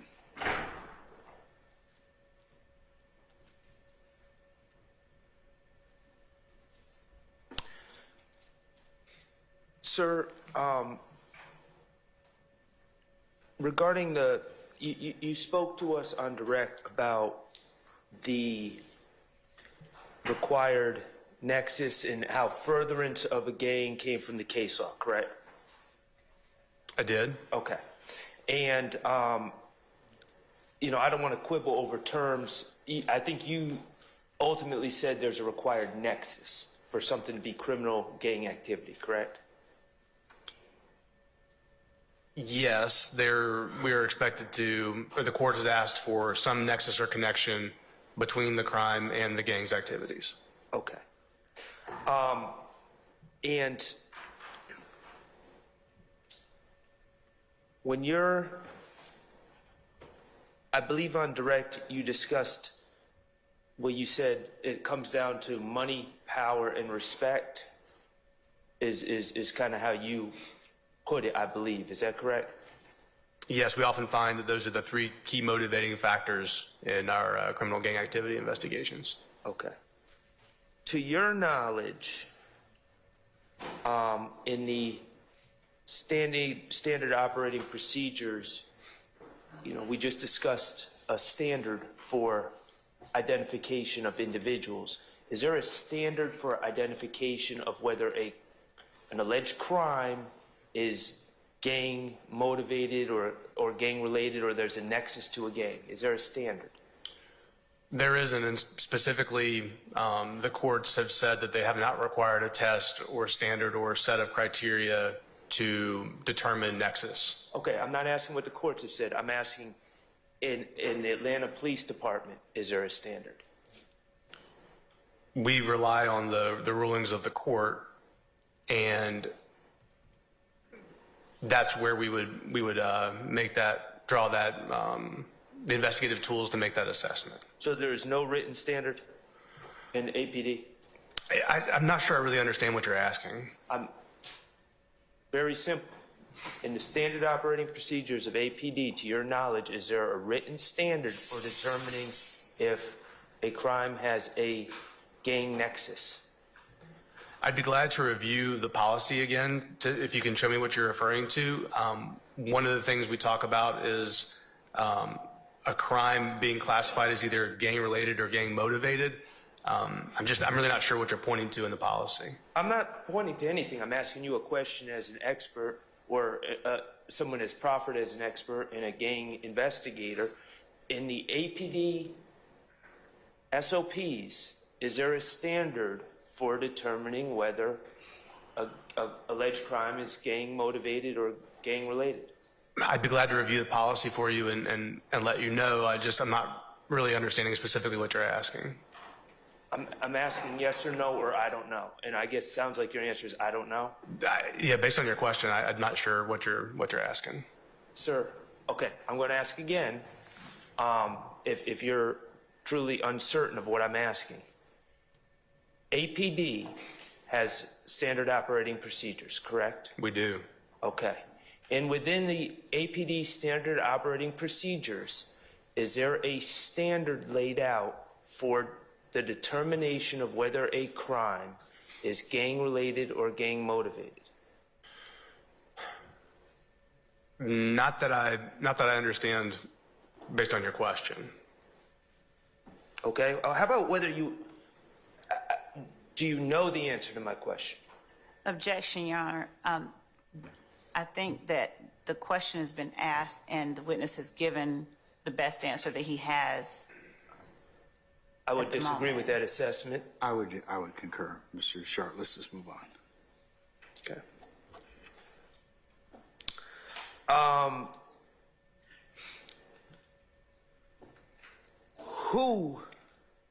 When a crime occurs, who ultimately makes the determination about the nexus? Is it a gang investigator? Is it a responding officer?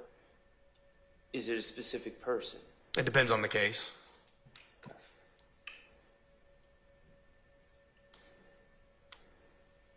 When would you become involved in making, or when would you as a gang investigator become involved in making that determination? If I was assigned to work on a particular case. Okay.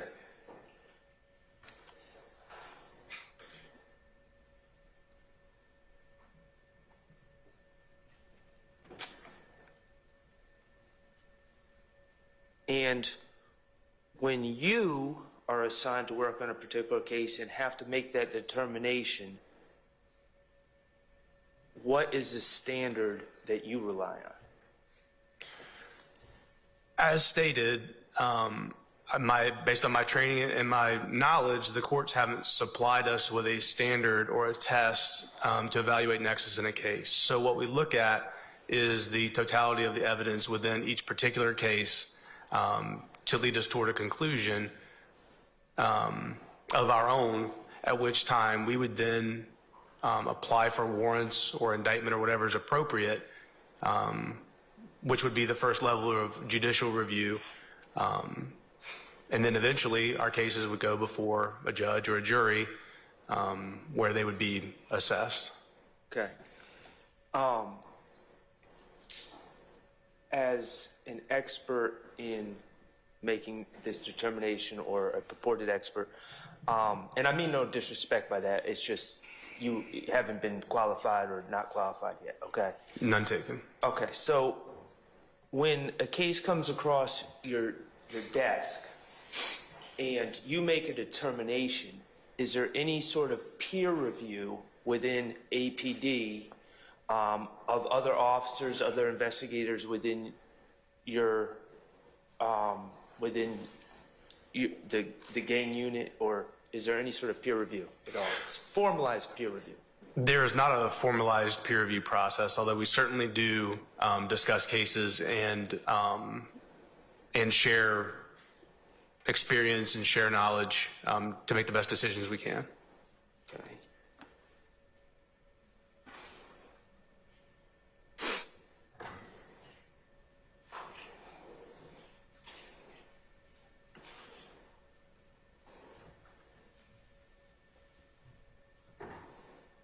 Are outside agencies or individuals consulted when making these determinations about a nexus? At times, certainly. Can you give me an example? Sure. So in some of our investigations, a subject of that investigation may have previously served time in the Department of Corrections. So we may reach out to them for information about that person's affiliations, rivalries, associations, things of that nature. Sometimes we're investigating crimes that were committed by someone who doesn't reside in the city of Atlanta, but has committed something that we may discover has some sort of potential gang relation, and we may reach out to another agency for any information or intelligence they may have as well. In this case in particular, are you familiar with the indictment? I am. Okay. Are you familiar that with the fact that there's overt acts that have been alleged in the indictment? I am. Okay. Have you been consulted in this case as an expert by the state? Objection as to the compound question, whether or not Investigator Belknap has been consulted, on the one hand is a question, and then the characterization of as an expert is another. We are tendering him to be qualified as an expert, but I object to that compound question being presented to this witness. All right, I'll sustain as to form, sir. Sir, have you been consulted in this case? Yes. Okay. Was that the people that sought your consult, were they representatives of the district attorney's office? So I'm trying to answer your question fairly. I've been involved in this investigation an element of this investigation for over a decade. So I've had conversations both with the district attorney's office as well as with others in my unit, other investigators in the department about aspects of this case. Okay. I didn't ask exclusively. Have you been consulted by the state on this case? I honestly don't understand the question. You know who the state is? I do. Okay. Have any people that work for the state consulted you about this case? Yes. Okay, thank you. Were you tasked as part of this case with determining the nexus of the overt acts alleged in this case? I don't know that I would say I was tasked with it, but I certainly had some conversations, an investigative role in that. Okay. Have you reviewed, I'll start out with a number of have you reviewed any of the overt acts in this case for the purposes of determining whether there's a nexus or not? Your Honor, I object on the basis of relevance. This is exactly what this case is about.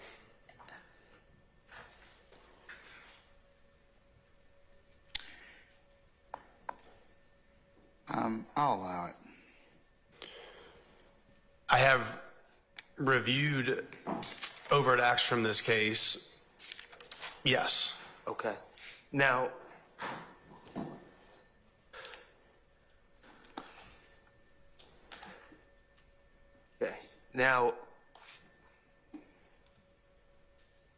I'm going to say, have you reviewed all of the alleged overt acts in this case or some of them?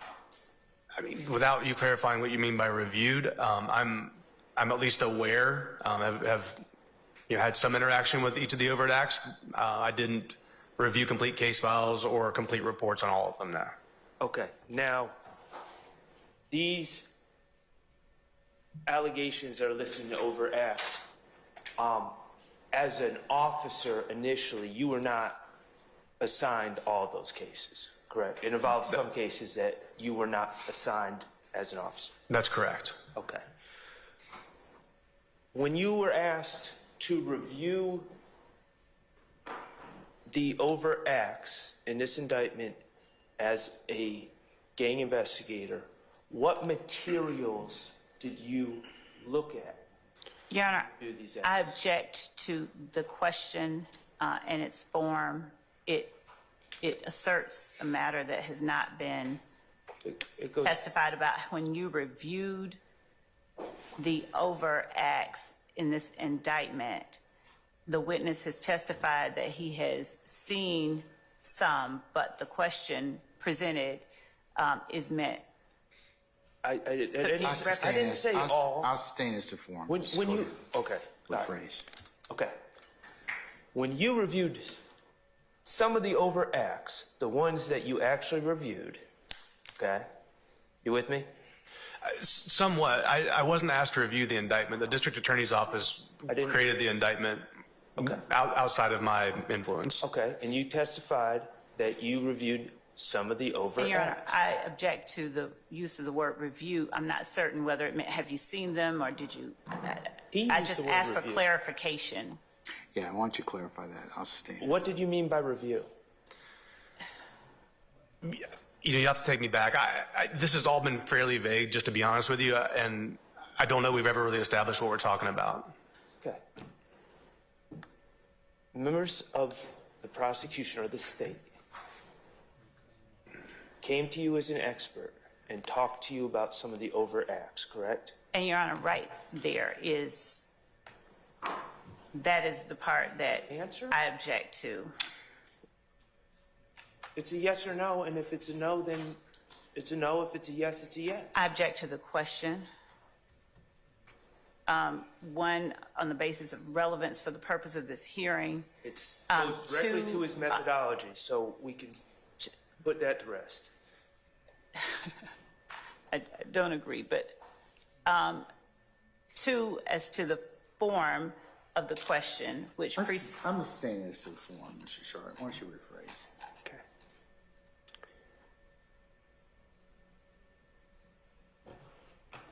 Did you look at some of the documentation of the overacts listed in this case? Did I look at it when? Ever?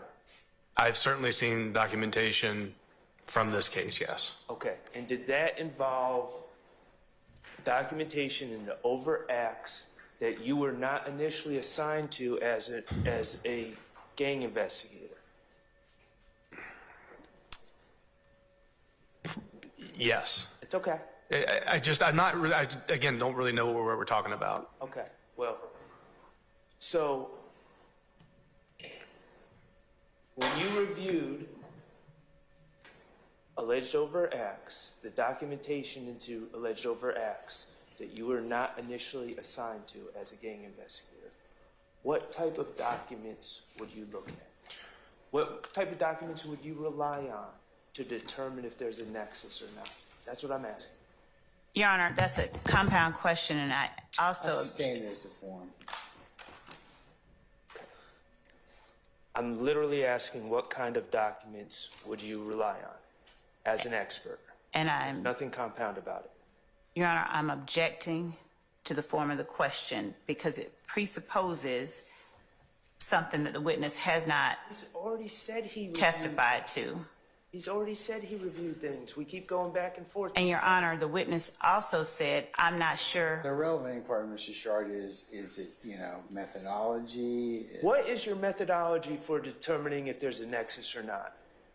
That would depend on each individual piece of evidence and each case in question. Okay, for this case in question, what is your methodology for determining if there's a nexus or not? And also, what sources of information do you rely on to execute that methodology? Your Honor, compound, I I object. sustain this to form. Okay, He's already. what sources of information do you rely on? Objection, vagueness. That's been asked and answered, Mr. Shard. It hasn't been answered, Yes, Your it Honor, has. respectfully. Yes, it has. He's testified earlier about jail calls. He's testified earlier about. Shall I run the list for you, Mr. Shard? Please. I'm not going to because I've heard that. Okay, and I'm going to sustain the objection. Okay. But I can tell you at this point in time that he has.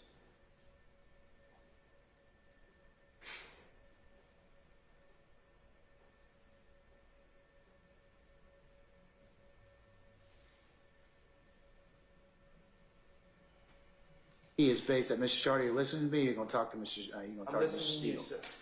I mean, if you want, I'll let you talk to him. But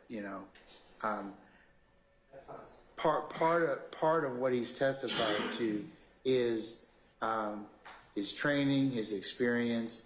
He is listening to jail calls, signs, language, interviewing thousands of gang members, cell phone, social media, intelligence meetings, and the like. I understand. And the 6-point criteria that I understand he that. testified to. So can we tie it to something along the lines of that?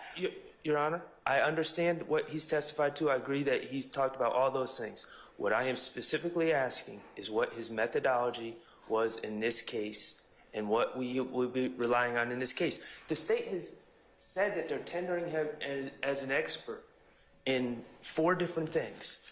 And what I'm simply I'm simply asking him, Your Honor, in plain English, is what documents he's relied on in this case to make certain determinations. What documents? I'm not asking about jail phone calls. I'm not asking about a 6-point test. I'm asking what documents that he's relied on. He's testified that he was not initially involved as an officer in some of these cases. So therefore, he's working as he's not an expert yet, but he's been consulted as an expert, and he's acknowledged that. And all I'm asking is, what, as an expert that's been consulted, what documents has he reviewed in preparation of his testimony in this case? Have you reviewed any documents, sir? I have. Okay. Can you tell counsel which ones you reviewed? And as I tried to tell you earlier, I think that's going to depend on each specific underlying count as to what would be reviewed in that particular instance. There are different materials available in different cases. Okay. In general, what are some of the documents that you would rely upon in making these determinations? And that's where the objection comes in. It's vague. What are I'll sustain the objections to being vague. Yeah.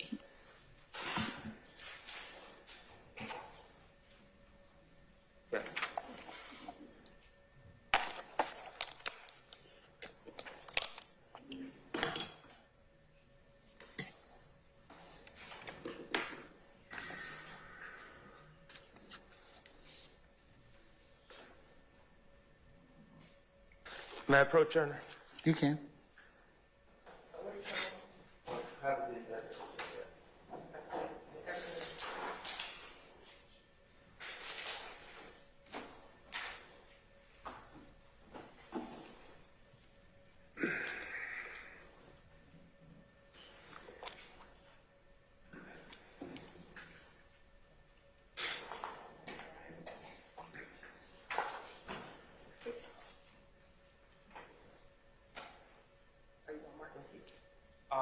No. If you're going to show it to him, you got to mark it just for identification. Okay. That's fine. Yeah. Whatever number we're on, D1. We'll do D1 for purposes of the motion. And D1 is a copy of the indictment? Copy the indictment. Okay.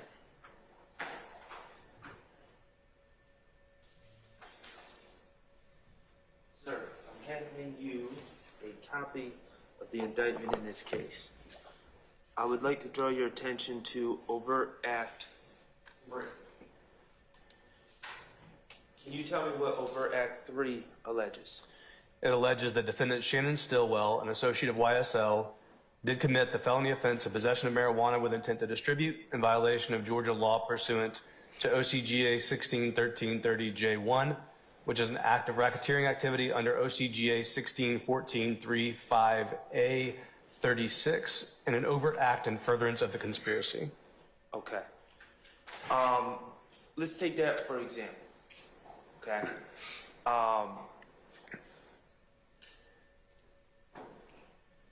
Possession of marijuana with intent. Okay.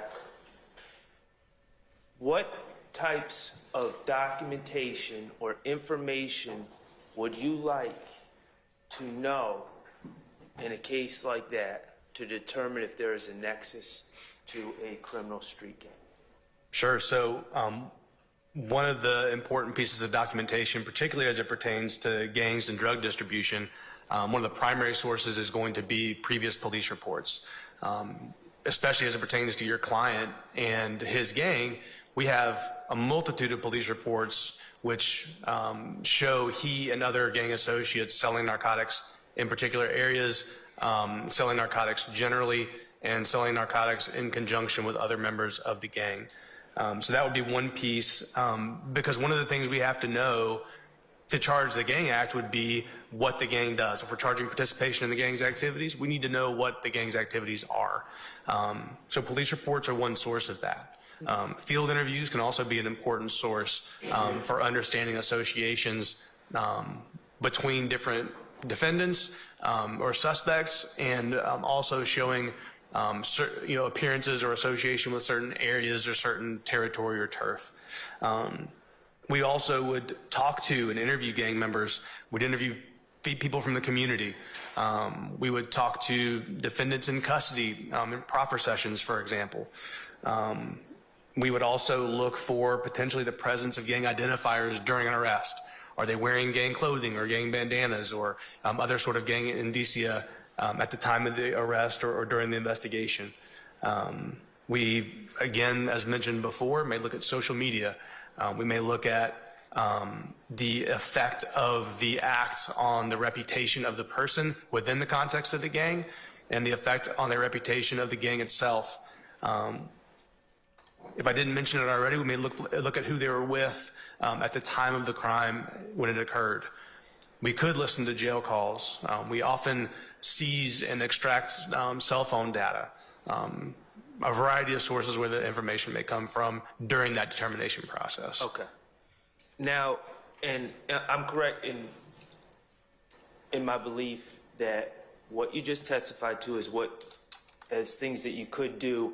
You're not saying that you necessarily did that in relation to over Act 3. You're talking in general terms, correct? Your Honor, I'm going to object. He's answering the question, and if there's a specific... I'm seeking clarification. I stand as to form. We can rephrase. Okay.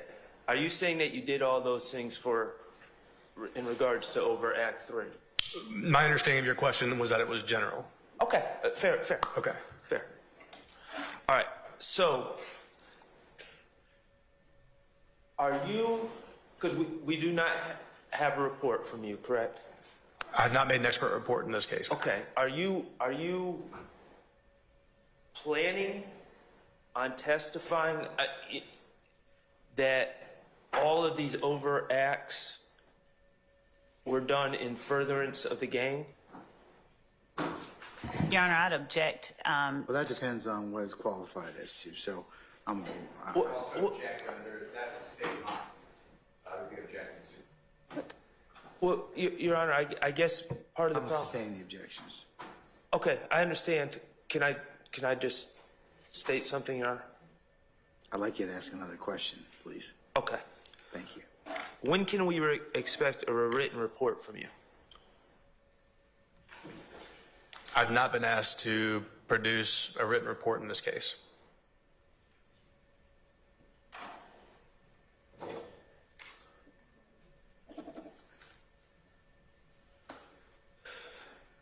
You indicated that would you agree that a gang member committing a crime, a known gang member committing a crime, is not necessarily criminal gang activity? Absolutely. Okay. In establishing that nexus, you just said that one of the things you would rely on is the type of crime it is? That could be a factor in the decision, absolutely. Because are you saying that certain gangs are known for certain types of crimes? Yes. Okay. YSL in particular, what crimes are they known for? I would say from our experience, a staple crime for YSL is narcotics sales. Okay. Okay, are there any other crimes that, if committed, would be an indicator that it's YSL related? Objection as to the form. I stand. Can I get clarification? What was wrong with the form?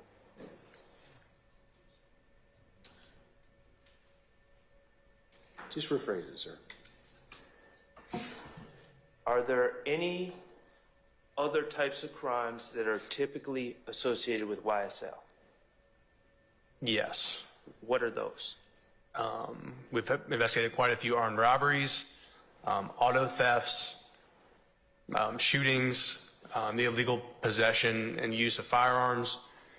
As we've discussed, a variety of drug trafficking related charges, murder.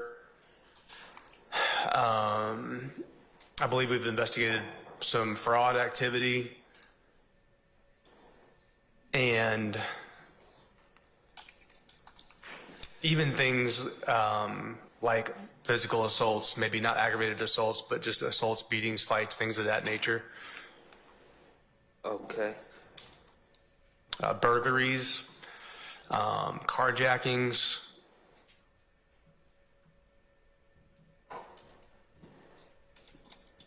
How do you,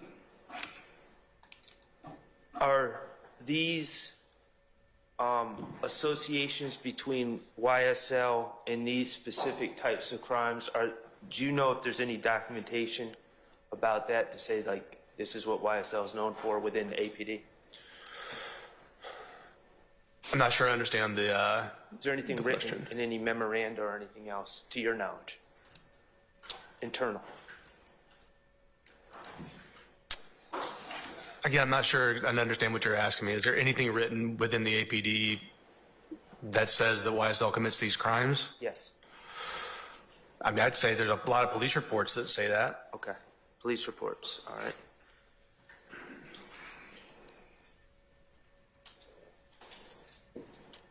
And okay.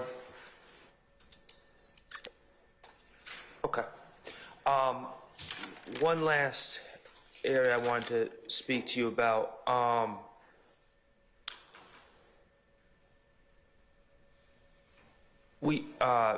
Attorney Steele asked you about the identification of Mr. Williams as a member or associate with YSL, and you indicated one of the sources was KC. I don't recall my specific testimony in that. Okay. Do you know who KC is? I believe I know who you're referring to, yes. Okay. Did you make an independent, well, let me ask about my client. Have you made an independent determination about Mr. Stillwell's gang affiliation or association? Do I have an opinion about it? Yes. I do. Okay, and what is that opinion? So he's been a long-time associate of 30 Deep. He's also associated with 5'9" Brims, and he's also associated with YSL. Okay. You said associated with the YSL? Yes. Is that, and I just want to be clear, are you distinguishing that from being a member, or? I do believe that he is a member, and he's certainly associated with the gang. Okay. And what information are you relying on as it relates to Mr. Stillwell? So Mr. Stillwell has been arrested quite a few times over the 14 years that I've known him for crimes consistent with the gang's activities, beginning back as far as, I believe, 2010, committing smash and grab burglaries with 30 Deep. He's also been arrested numerous times, involved in the possession or distribution of narcotics within Mechanicsville and with other members of the gang. When you say, let me just seek clarification. When you say the gang, are you talking about 30 Deep or YSL at this point? Both. I know he's been arrested with Trontavious Stevens, who's also been on this indictment, with Demekion Garlington, with Mr. Nichols, in the context of narcotic selling activity. And based on his own admissions, so I interviewed him back in, I believe, 2014 or 15 when he came home from prison. and he had picked up a bunch of 5'9" brim gang tattoos, and I asked him about those, and he said he had joined while he was in prison. So his own statements as far as that, He had joined what group? 5'9" brim. 5'9" Brim. Okay. And that is, in your opinion, a distinct group from YSL? They are. Okay. And what about 30 Deep? As regard to what? Is that also a distinct group from YSL? It is its own group, although it is associated with YSL. Okay.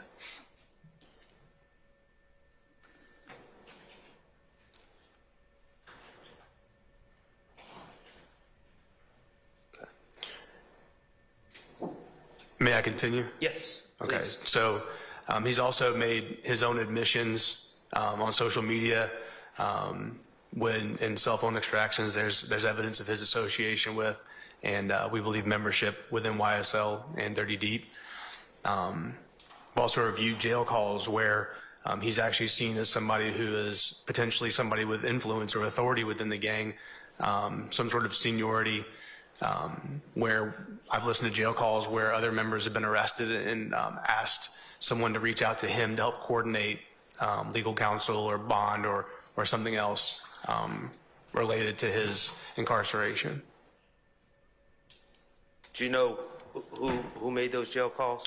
I mean, one specifically was Demekion Garlington, and others, I don't know specifically, but I know Demekion Garlington for one. You're saying Demekion Garlington was the incarcerated individual reaching out to Mr. Stillwell? Asking someone to reach out to Mr. Stillwell on his behalf, yes. Okay.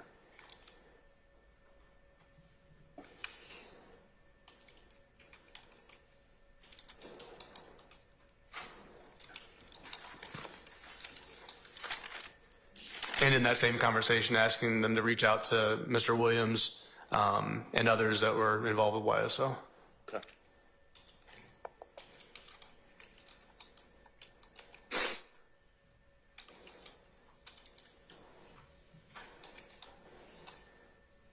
I don't have any further questions. Thank you. All right. We're going to take a lunch break at this point in time, or a lunch and comfort extended break, as the court has some other unrelated business. We're going to come back for 3:30 and see what the day leads us at that point in time. All right, so we'll be in recess until that time.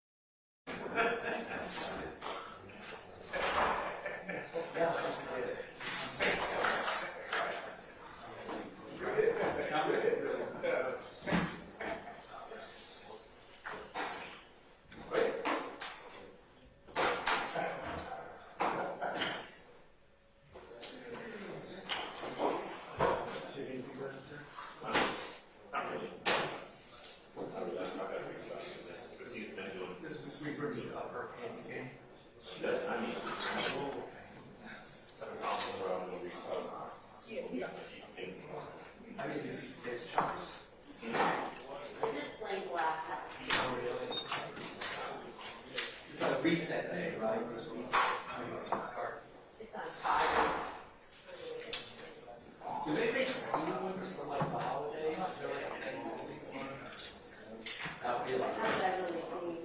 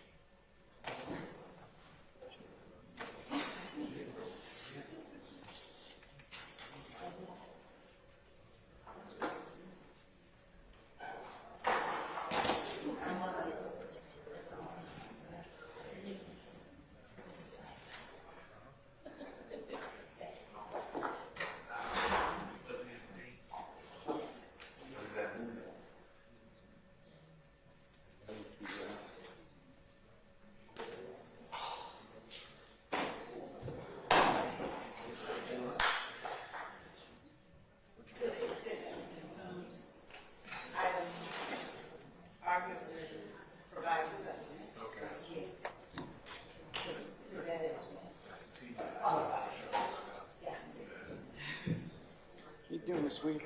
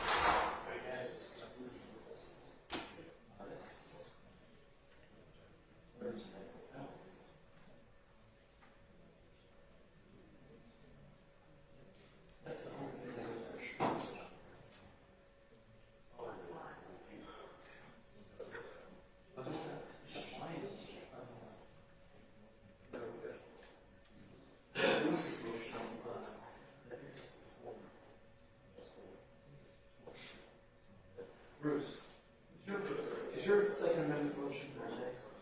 Wednesday. This Wednesday. Okay.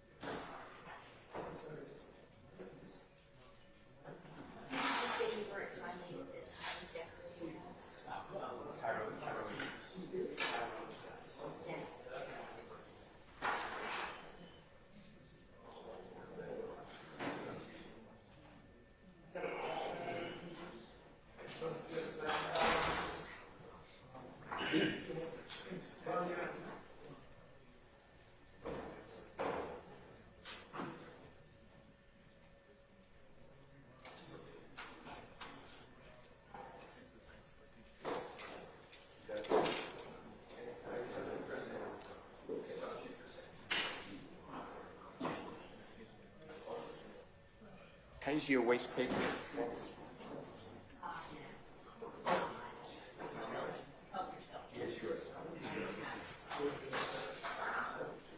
Right here for a second.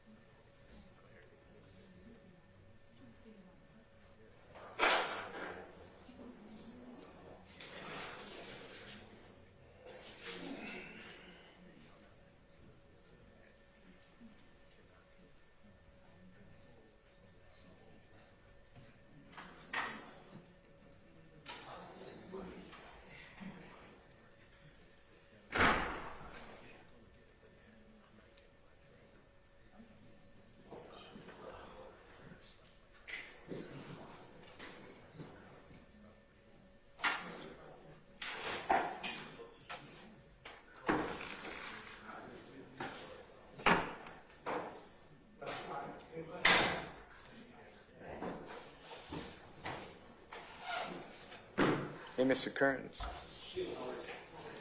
How you doing?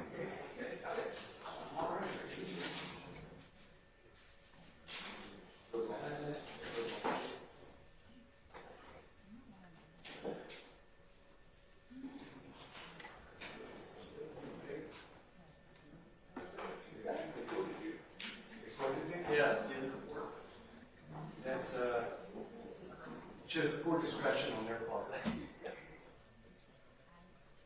Daily report, you said? I believe so. It was probably the puppy dog song, right? Seems to be the only one that got traction. Not my intention. Thank you for that.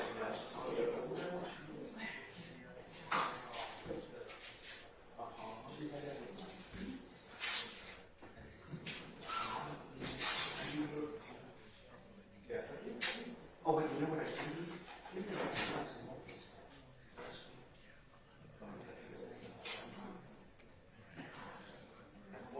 I never got it. Okay. I can look. You guys give me a minute. We only have 2 ports. Give me some. I'll see. The next one was. I'll look for it.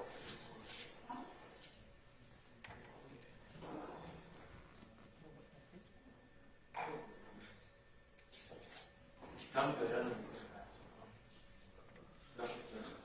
Don't worry about me. Your comfort is my name.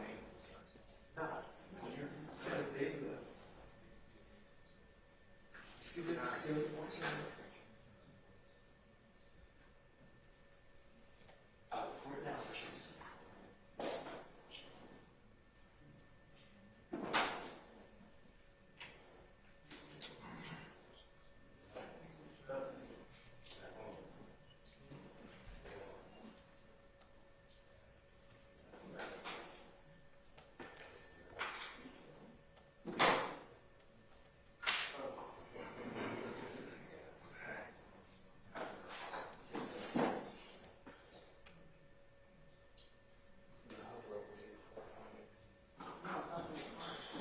Yeah.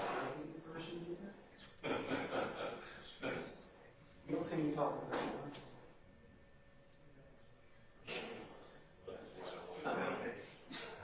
I was telling you not to say it. I was telling you what we're doing.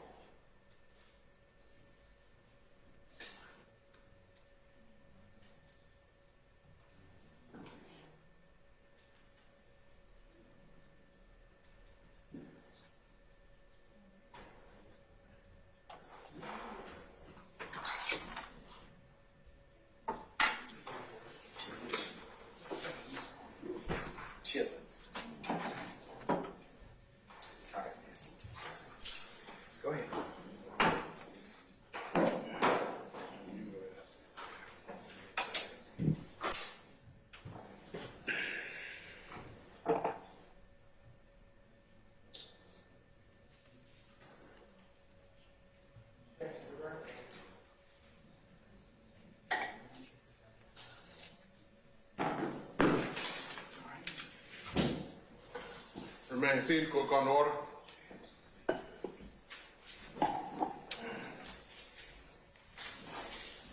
Everybody present, counsel.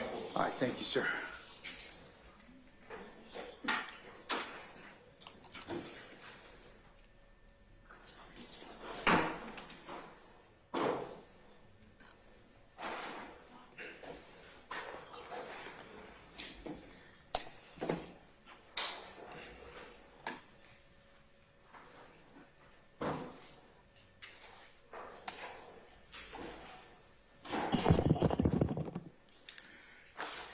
Okay, thank you all for your patience.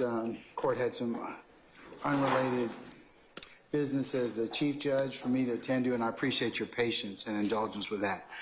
Okay, so where we left off at this point in time was, is there anybody else who has any other examination who has not otherwise wanted to examine Detective Belknap?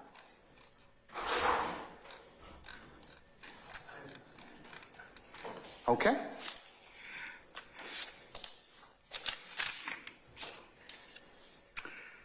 All right, anything further from the state? Your Honor, I just asked to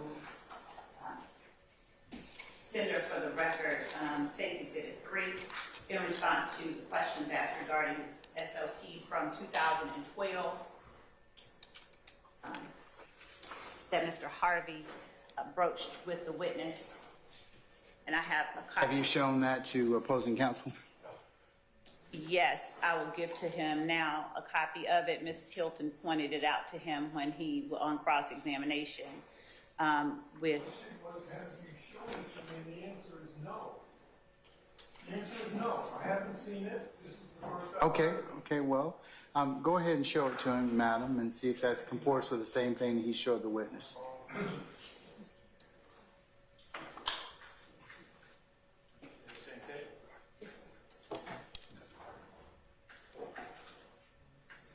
Cut the microphone on. It's not on. You can hear it. Oh. Yes.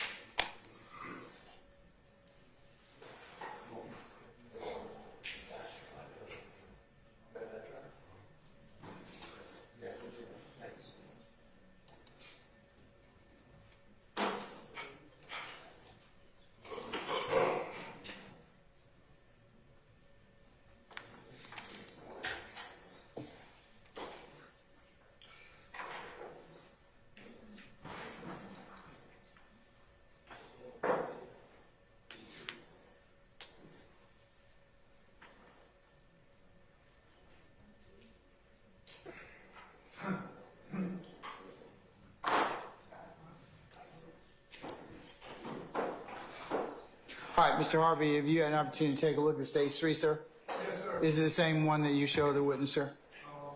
With the exception of on the last page where it says. Can you turn on your light? Yeah, sure. I'm sorry. I thought I was speaking loud enough for you to hear. I'm sorry. Can you hear me? Now, better? Yes. All right, great. Yes, I've had an opportunity to look at it, Judge. Page 4 of the document, and I've got no objection to its admission, says minor changes to policy, and 4.2 is exactly the same as it was in the earlier one. So I've got no objection. All right. States 3 is admitted to the motion. Thank you, Your Honor. And I was just going to ask the witness to identify it, and since it is, we tender it, and thank you for its admission. All right. Investigator Belknap, as you are looking at State's Exhibit 3, do you recognize what State's Exhibit 3 is? I do. And what is it? This is a, excuse me, a copy of the Atlanta Police Department Policy Manual, policy number APD.SOP.3067. And what does it relate to? It relates to, looking for the title, it's to establish a procedure for collecting data on gang-related crime. All right. And what was the effective date of State's Exhibit 3? The effective date was August 13th of 2020. And to the best of your knowledge, does the Atlanta Police Department adhere to these practices generally for collecting information on gang-related crimes? Yes, ma'am. All right. And in terms of the purpose, policy, responsibility, actions throughout the standard operating procedure, is it an accurate reflection of some of the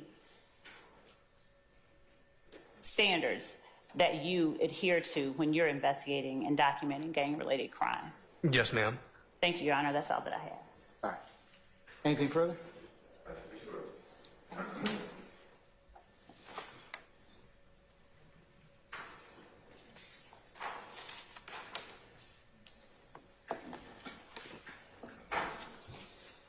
Good afternoon again. How are you? I'm well. Good afternoon, sir. Great. Now, you've had an opportunity and you have State's Exhibit number 3 in front of you, correct? I do. Okay, great. And it's the Atlanta Police Department's standard operating procedure that is presumably followed by all employees of Atlanta Police Department, correct? It is a copy of our policy, yes, sir. Okay, and let me get to the second half of that question. Presumably, those that work for the Atlanta Police Department follow this policy, correct? That's correct. And you remember I showed you earlier and pointed you out Section 4.2 of the earlier policy manual, correct? Yes, sir. In Section 4.2 of this particular document says exactly the same thing as what 4.2 of the earlier document said, does it not? I believe so, sir. Okay. And it says if a gang-related crime appears to have been committed, the reporting officer will check the appropriate box on the incident report and include in the narrative any facts which tend to indicate gang-related activity. And that's what is supposed to be done, correct? It is. And to your point earlier with some of the confusion, I think that one minor change to that is that it no longer says ISIS in here. So there we go. Very, very minor change. But yes, the purpose and content appears to be the same. Yes. Okay. So that when someone prepares a report, a person that works for the Atlanta Police Department prepares their report about an incident, if it is alleged to have been gang-related, it is supposed to be reflected in those reports, correct? And I will just clarify that is correct, except that this particularly pertains to a reporting officer. Okay. So whatever reporting officer for a particular incident is supposed to follow APD SOP .3067 4.2, correct? Yes. Okay.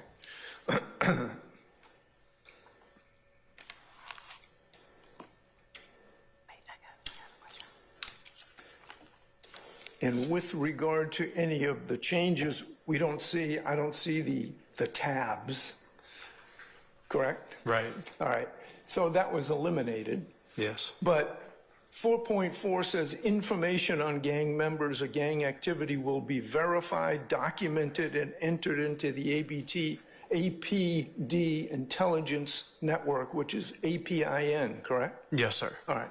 So presumably, every report that's been documented gets put into the APIN system, correct? I can tell you that certainly not everything gets into APIN, and the policy is not saying that everything has to go in there. It says that information will be verified, documented, and entered, and I certainly believe that's our practice to the best of our ability. Okay. And who is responsible for keeping the APIN network? So, I'm sorry, continue. Yeah, no, I was just, APIN is used by investigators and officers within the gang unit. okay. But there is a database that presumably is kept as a separate entity, and it's called APIN, correct? It's actually technically not a database. It's sort of a separate reporting system. Okay, so there would be a separate, I guess, database that includes the APIN information, correct? Your Honor, I object to the mischaracterization of the witness. I stand in objection. Really? Is there a separate APIN network that is kept by the APD? Yes, sir. Okay, good.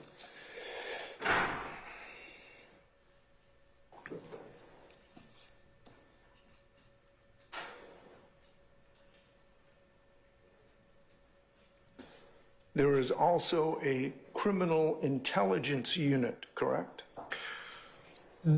So there is. Now, this is another thing that has actually changed since this. I think it says, if you look at the front page, that this policy is due for review next year. They don't typically make changes in between review periods. At the time that this was adopted, we were called the Criminal Intelligence Unit. We have since been renamed back to the Gang Unit.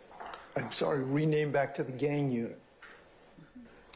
So the difference then in States Exhibit 3, 4.5 on page 2 would be, instead of the Criminal Intelligence Unit, it would be the gang unit? That's right. All right. The gang unit will maintain an information system on all known gang members, activities of youth, street, drug gangs, and delinquent groups. Is that correct? Yes, sir. All right. And does the criminal gang unit maintain that information system? We do. Okay. And that is kept at the Atlanta Police Department as well, correct? Yes, sir. All right, great. And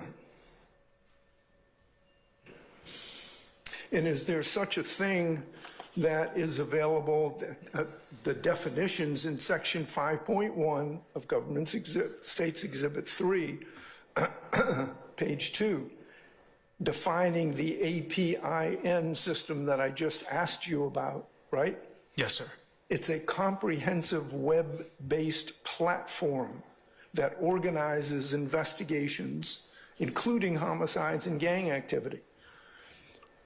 Is that something that, again, I asked you before, that's available as a resource for you? Yes, sir. Okay.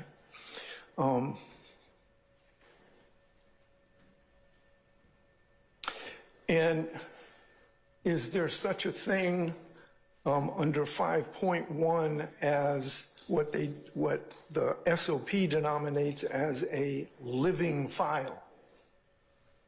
There is. All right. Do you have access to the living files? I do. All right. Can you tell us what a living file is? That really just refers to a format of the structure for this, whereas most criminal investigations, as you know with your long career, deal with an incident, one incident in time, which is documented in a case file about that one incident. Gang investigations, criminal enterprise investigations are much more complex than just a single incident. Oftentimes there are strings of, maybe even dozens or hundreds of incidents, as in this case. In order to better manage these large amounts of information that cover long periods of time, we use this to help us organize that information in just a way to make it a little bit more cohesive and comprehensive, in part in response to requests from defense counsel in gang cases in the past where the gang evidence wasn't necessarily clear, the substance of the expected expert testimony wasn't necessarily clear. So we needed a better way to organize our information to present our cases. So is there a living file pursuant to APD SOP 5.1 states exhibit number 3? Is there a living file for the YSL investigation? There is for the YSL gang, yes. All right, good. Thank you. All right, anything further? Do we have anybody? Okay, all right. I have one question, if I may, Your Honor. Your Honor, may I ask one question? As long as it's just one, Okay. but we're gonna find out.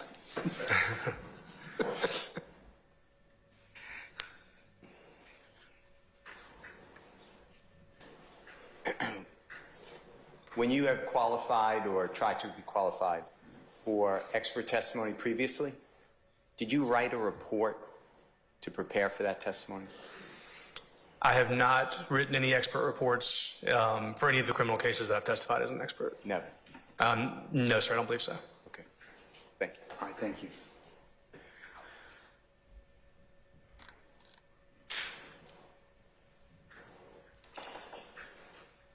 I just have one.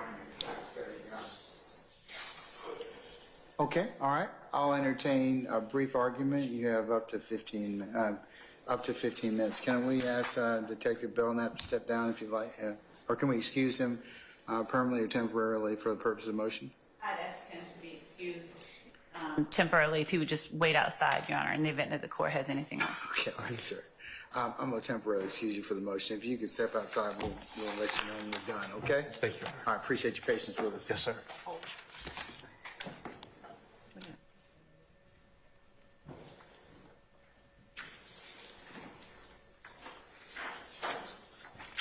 All right, Mr. Steele, you have up to 15 minutes. If you choose to do so. Your Honor, I don't believe I need the 15 minutes, but in the future, if I do need to go more, obviously I have to make a record, so I heard Well, you know, you. you've had plenty of appellate arguments, so I mean, how long the Court of Appeals and the Supreme Court of Georgia give you? That's different. That's everything is, yeah, I have to frame every issue here. God forbid there's an appeal. So, but I don't need that long. Look, you can assume that I've read your pleadings, I've read the cases that you've cited, and you know, if you can put a pinpoint on those, that would be helpful to me. I don't need 15 minutes. Okay. I'd like you to Take consider. your time. Okay, Go ahead, I sir. appreciate it. I'd like you to consider 5 reasons not to qualify Detective Belknap, if you don't mind. First one, Your Honor, is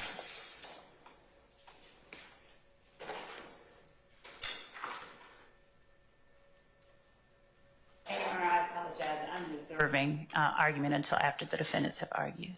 Okay. Thank you. the first one is when an expert says it's under totality of circumstances, Your Honor, I find that to mean that there are a series of data points or information or categories that are going to come into evidence, and then from those, decisions can be made. I again ask this honorable court, based upon it's an individual analysis by this detective, as he testified to, it cannot be repeated. It fails under 702. It's not the methodology that, if followed, everyone's going to come to that agreement. Are you sure that I have to follow that? Because, you know, it looks like from looking at 702 on many of the cases that people can still be qualified by a basis of experience. So yeah. with experience, it's a little different than like if you're doing science or you're doing chemical analysis or something like that. But these experiences, what the reason is, it's not beyond the ken of jury. If the jury understands, and I'm just using a couple of terms, slime means someone not to be trusted. Maybe a jury won't know what that means.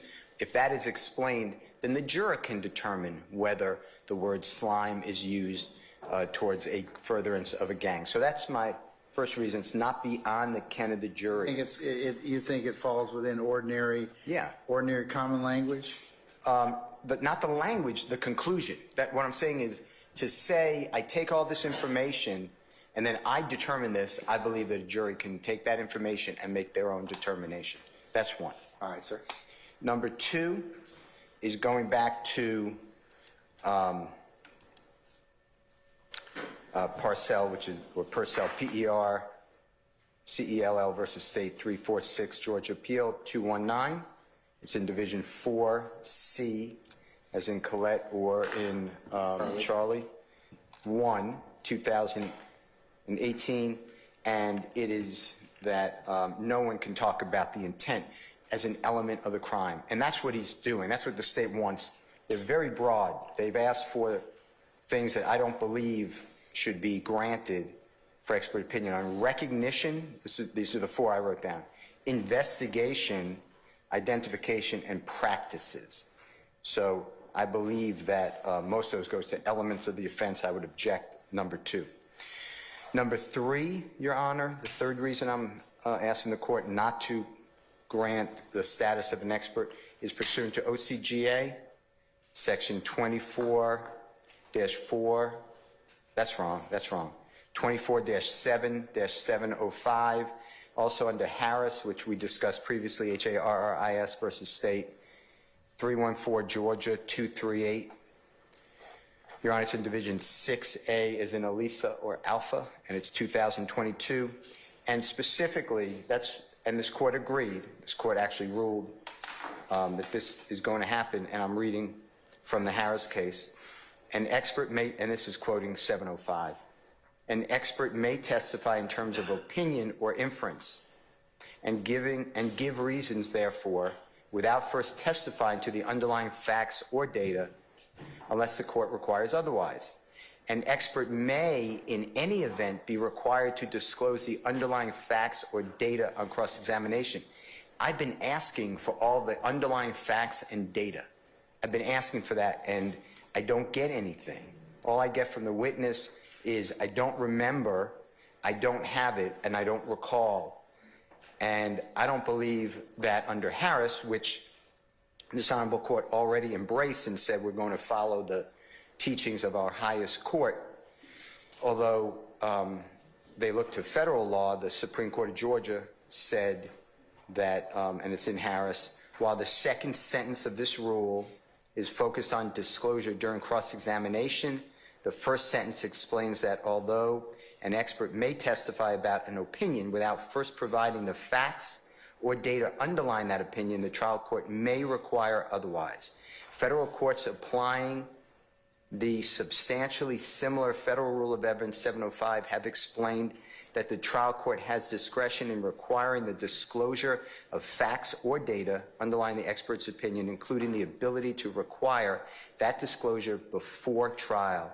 Indeed, the advisory committee notes to Federal Rule 705 explains that the rule assumes that the cross-examiner has the advanced knowledge which is essential for effective cross-examination as safeguarded by the discretionary power of the judge to require preliminary disclosure in any event.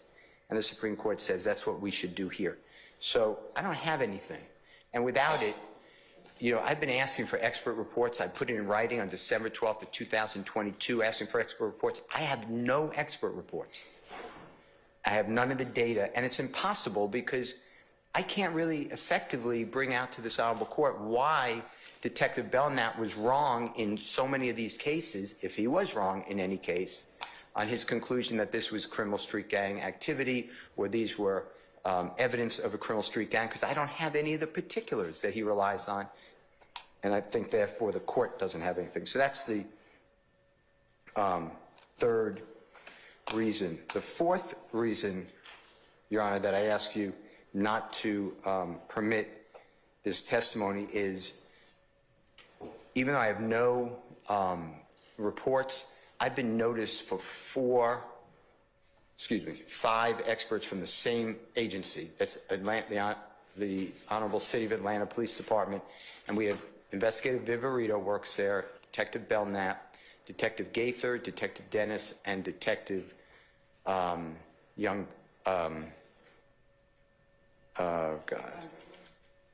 Underwood.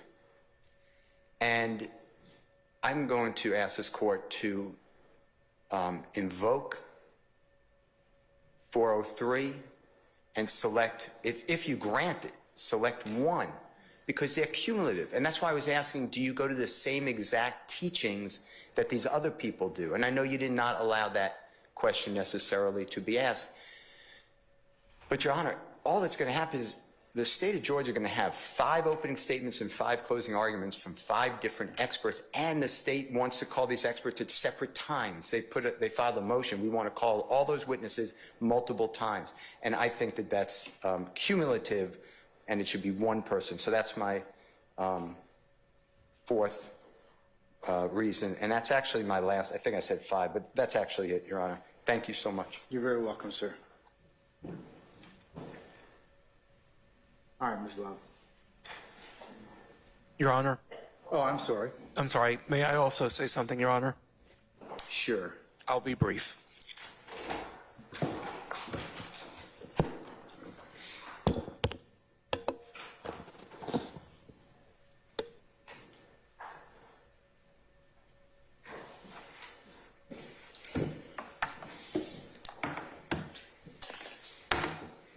Good afternoon, Your Honor. Good afternoon, sir. So as I understand it, Detective Belknap is also a fact witness in this case. As such, he has dual roles, and that presents dangers as recognized by a number of courts, including the 11th Circuit, specifically U.S. v. Hawkins, 934 F. 3rd 1251, Penn site 1266. I'm just going to briefly go over those dangers, which I'm sure the court is well aware of, but I feel the need to touch on them. So the dangers presented by the dual testimony includes conferring upon the agent, the detective, an aura of special reliability and trustworthiness, that the agent could stray from applying reliable methodology and convey to the jury the witness's sweeping conclusions about appellant's activities, that the jury could conflate, and this is a major concern, conflate the witness's expert and fact witness testimony, and in addition, that the expert testimony may unfairly provide the government with an additional summation by having the expert interpret the evidence and may come dangerously close to invading the province of the jury. So those are my concerns. I would ask this court, if the court does admit this dual role witness and any other dual role witnesses, that they bifurcate the lay testimony / fact testimony and the expert testimony, that the court instruct the jury as to what type of testimony is about to be given by this witness prior to the testimony occurring, that the court instruct the jury not to give undue weight to the witness's fact testimony because of his status as an expert, and last, instruct the jury that they can consider the expert status as a fact witness in evaluating the credibility of his expert testimony. So that's all I have to say, Your Honor. All right, thank you, sir. Your Honor, may I? Yes. Your Honor, Mr. Steele did in fact have 5 separate arguments. The one he forgot is peer review. As far as this case is concerned, based on the testimony of Investigator Belknap, he indicated that there was no peer review. Sometimes people talk about cases, but there's no meaningful peer review in his conclusions within APD or otherwise. So we have A, no peer review, and B, no But with No. training and experience, does it have to be peer reviewed? I would argue that it is. That's not what I asked you. Well, Does the case okay, law yes. say that I need to have peer review? Yes or no? I think the case law says that all of these things should be. You're not answering my question, sir. Okay. So I'll take it from your side, from your evasiveness that that's a no. Well, I haven't seen the state present the case But I'm that says that. asking you the question as an advocate who owes a duty of candor to the court. Your Honor. So I'm asking you. He has not given us a report or any indication of what his testimony is. That's not what I asked you. Okay, I do not have a case available at this moment. As to your ultimate question, I don't know. I'd have to Okay. research it, and it would have been helpful if I knew the answers of what Mr. Investigator Belknap would let us, was going to testify to in a timely manner, which we've asked for repeatedly and still have not been given that. So, yes, peer review. Okay. Anybody else? All right. Yes, Ms. Love, go right ahead. Thank you, Your Honor. I'll start with Mr. Weinstein's pointing the court to 934 F3rd 1251 at 1266. That's Hawkins. Right. 934 F3rd 1251 at 1266. Yes, Your Honor. Okay. All right. That case is very distinguishable. That particular witness was offered by the state as a lay witness, and the testimony was offered as lay opinion testimony under 701. Here, Your Honor, we are offering Investigator Belknap as an expert in the fields that we have sought to have him qualified by this court. Excuse me, but that is not an accurate summation of the case. But please continue. That witness was offered as both an expert witness and a lay witness. He was offered for testimony under 701 and as a fallback under 702. And the court did not permit or did not qualify the witness as an expert in the field for which he was offering testimony. So, But to Mr. Weinstein's issue, though, Ms. Love, it will become an issue because you've got one other expert, and arguably Investigator Viverito, who's going to give fact witness testimony as well as expert testimony. I assume that this detective here is going to be much similar situated. And I think we did, in fact, I know we went through that issue because there is some federal case law that talks about that the danger of the dual witness. that is exactly right. So I am going to apply that methodology should there be testimony in which there's a fact witness who's also an expert. And I also, when we qualified Ms. Viverito, I mentioned to you that you might want to just reconsider or maybe consider bifurcating and using her depending upon how you choose to do so. But that if you chose to do the duality, I would probably have to bifurcate as well as give some limiting instructions. That is correct, Your Honor, and the court did in fact say that. And the last time the state cited for the court, and the court took notice of United States versus Holguin at 5. Yes. Yes, Your Honor.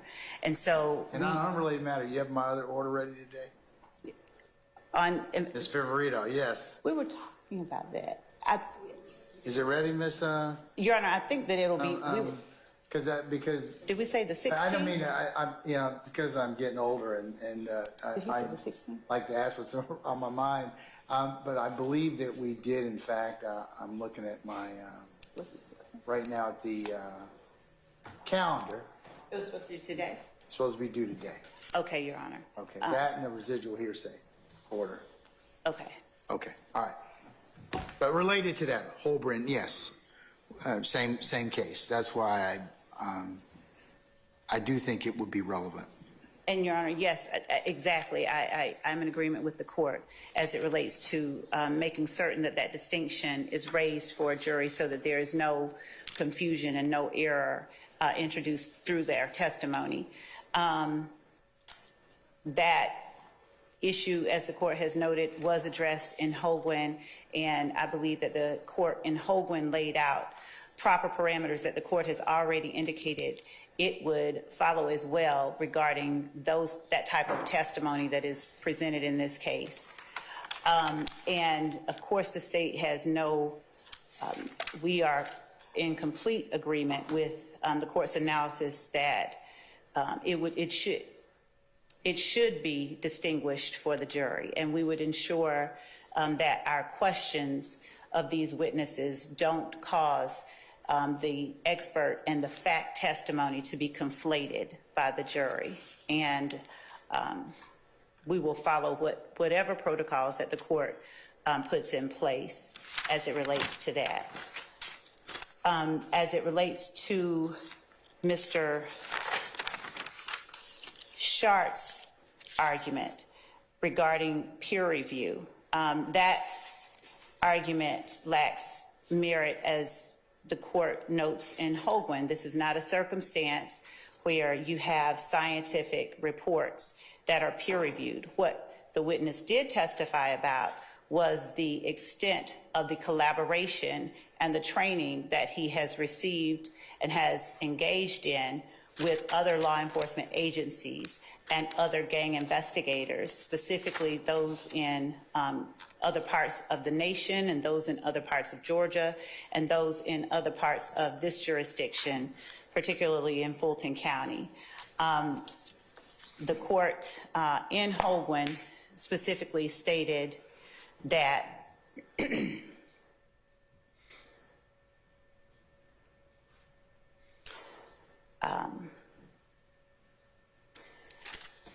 an expert may base an opinion on facts or data in the case that the expert has personally observed, and moreover, a gang expert offers proper expert testimony by distilling and synthesizing what is personally observed, making it an original product.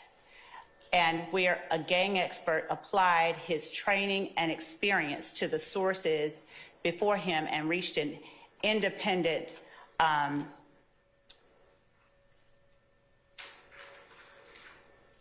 judgment, Your Honor, a law enforcement expert can reliably testify about the structure and activities of criminal organizations based solely on experience.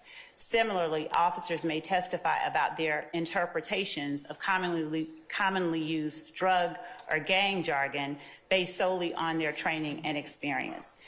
Investigator Belknap has testified about the extent of his educational background, the extent of his training, and the extent of his experience working gang investigations in the city of Atlanta. His resume reflects that experience as well. It also reflects the training, the courses, the types of training that he received in the courses, as well as memberships that he testified about regarding the organizations with which he is involved, and from which he, again, gains valuable information that is not readily available to the general public. The argument, as I turn to Mr. Steele's argument regarding the lack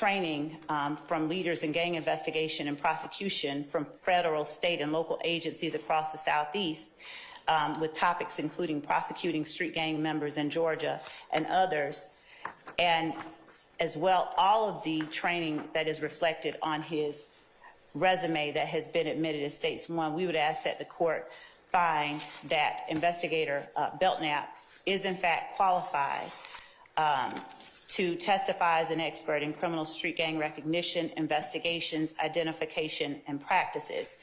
As it relates to specific testimony, Your Honor, our belief is that what another witness may or may not testify to does not preclude the court from finding or qualifying Investigator Belknap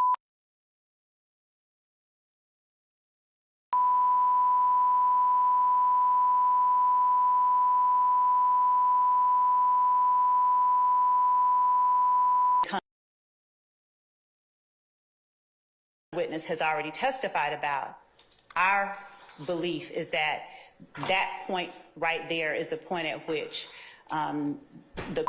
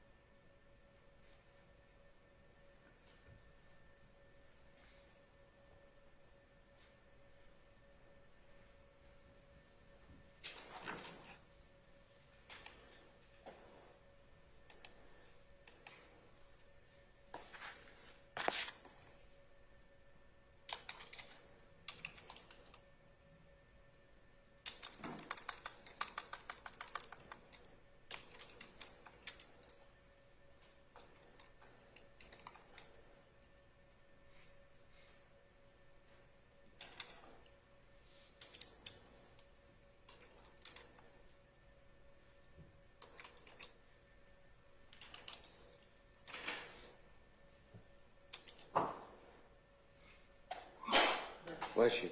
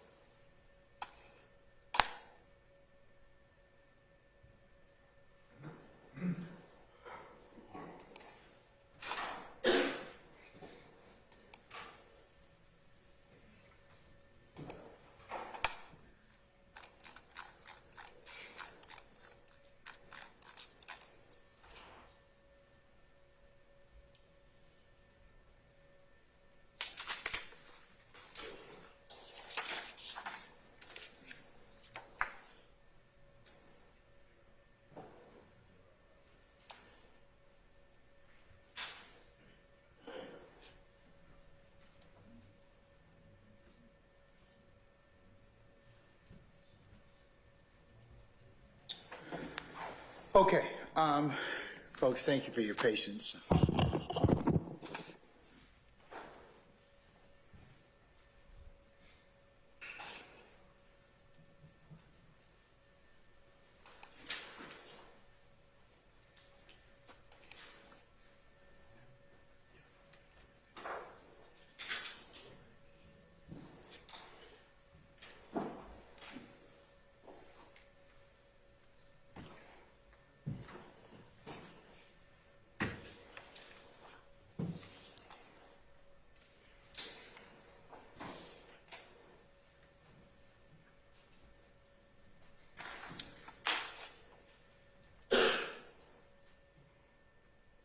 All right, the court's had an opportunity to consider and ponder the state's request to permit Detective Belknap to testify or permit expert testimony pursuant to OCGA 24-7-702. The court is holding this particular hearing pursuant to 24-7-702 to determine the admissibility of the testimony from the state's this particular proffered gang expert, Detective Belknap. And the state has requested the court declare Detective Belknap an expert in criminal street gang recognition, investigation, identification, and practices. Detective Belknap's testimony reveals that he's been qualified as an expert some 25 times in the courts of Georgia, and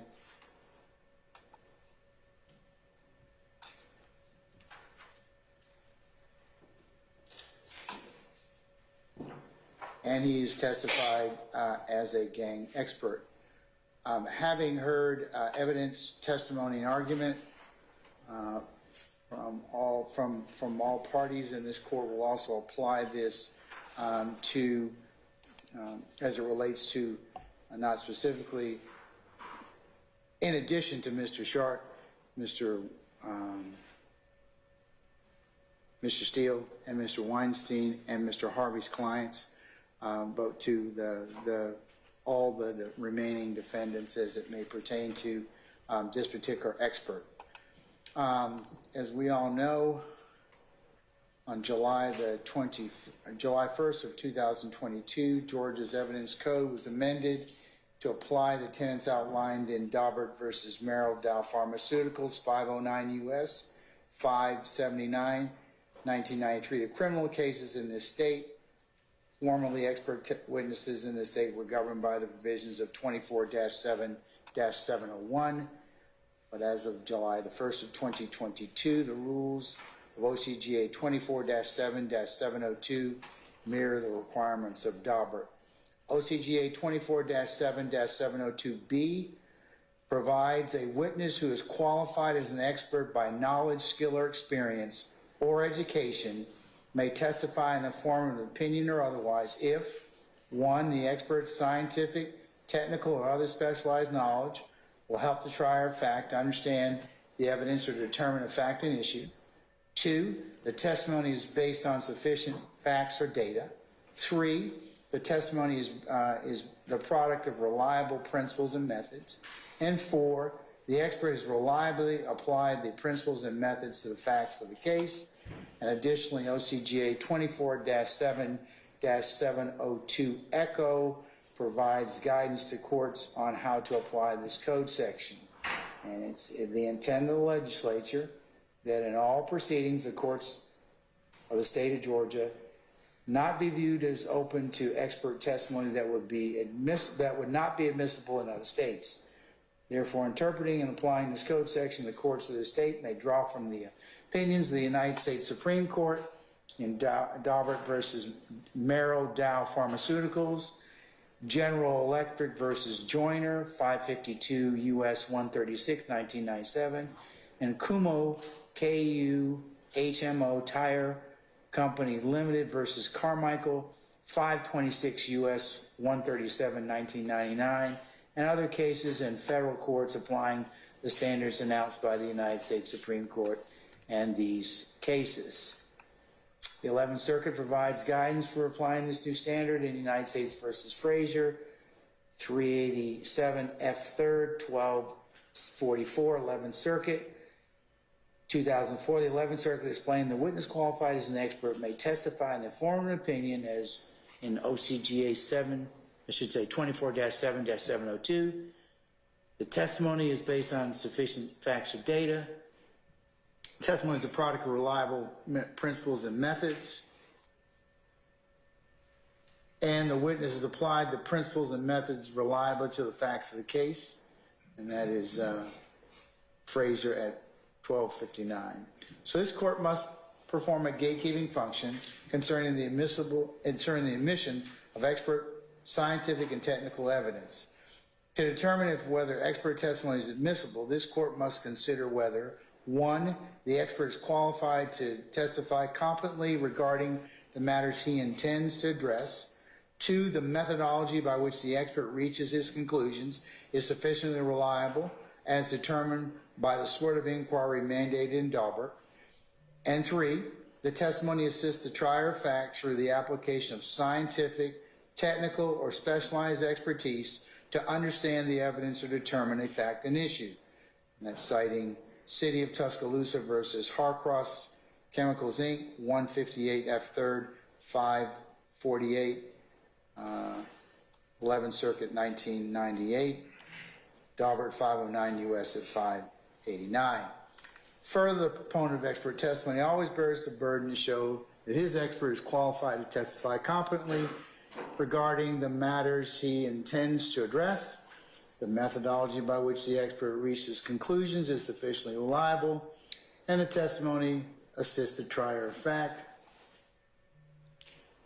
And that cites McCorvey versus Baxter Healthcare Corporation, 298 F. 3rd, 1252, pinpoint 1257.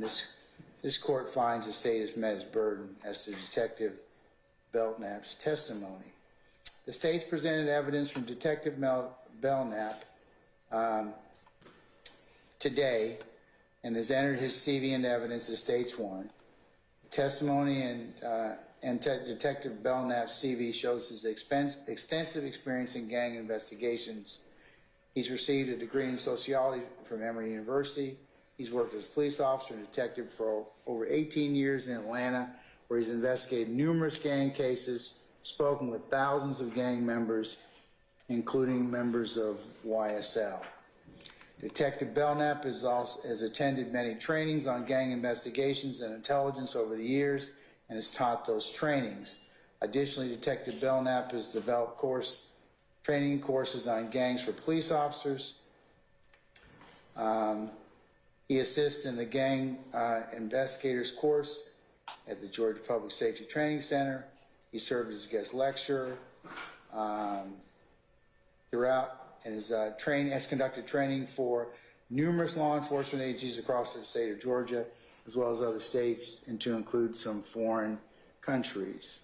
And he's also served as an officer in the Georgia Gang Investigators Association, GGIA, in numerous roles. The court also finds that he, from his testimony and CV, has significant experience in investigating and developing cases against gangs in the Atlanta area. He's reviewed countless social media pages, reviewed text messages, phone calls, listened to hundreds of hours of jail calls, wiretaps, and has interviewed at least or numerous gang members. Detective Belknap also is familiar with hand signals, communication patterns, and practices of gangs, in particular YSL. He's aware of these gangs develop, the hierarchy within these gangs, and the types of crimes that this gang commits. Detective Belknap also testified to his knowledge of gang terms and investigatory principles, and the Atlanta Police Department's 6-point investigative strategy for identifying gang members. He's also testified to the content of the trainings he has attended and taught, and how these courses have assisted him in learning about gang investigations and gang members. Through his testimony, he's shown that he is familiar with common language used by YSL gang members and associates. He's familiar with the use of these particular communications and their communications with one another, as such as substitution of B for C in common words, wearing red clothing, and for YSL members using certain emojis and the like. Detective Belknap explained the difference between hybrid and traditional gangs, and has elaborated on how gangs such as YSL may form with members of other various gangs. And he's testified about certain gang language such as slime,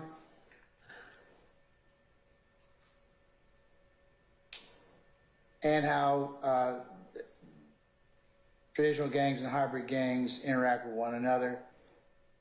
And he's also explained indicators in social media posts and how criminal gang activities can show association or membership in YSL. From the above described testimony of Detective Belknap, this court finds that this testimony meets the requirements of Daubert NOCGA 24-7-702. Testimony such as Detective Belknap's has been accepted in numerous federal courts, including the 11th Circuit. Some cases that the court will reference is United States versus Augustine at 661 F3rd 1105, 11th Circuit 2011.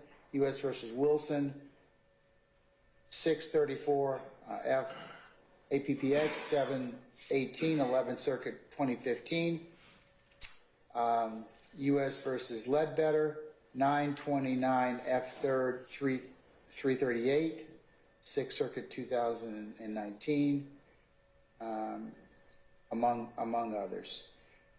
Experts like Detective Belknap may be qualified based on their extensive experience, and for that the court would cite U.S. versus Lobo Lopez, 468 F APPX 186 at 189, 11th Circuit 2012. Rule 702 doesn't require that a court rely solely on an individual's education to qualify him as an expert. Rather, the test expressly contemplates that an expert may be qualified on the basis of experience. And in this vein, Detective Belknap has significant experience with gangs and gang investigations, to include YSL. He has extensive experience in evaluation of social media and communication practices. In terms of the reliability of Detective Belknap's methodology was also established by his particular testimony. As indicated earlier, he's testified extensively about gang history, his experience with YSL and other gangs, identifiers in the communication practices of gang members, to include YSL, common activities of gangs, leadership within the gangs, how gangs interact with one another, among other things. And this court finds that Detective Belknap has reached his opinions by relying on his training and experience. That's found in Wilson, 634 Fed APPX at 737. Also see Ledbetter, 929 F3rd at 348, I should say.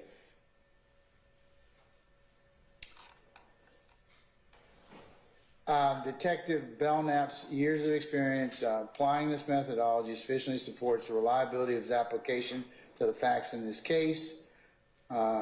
Looking at Augustine, 661 F3rd at 1125, Hankey, 203 F3rd at 1168.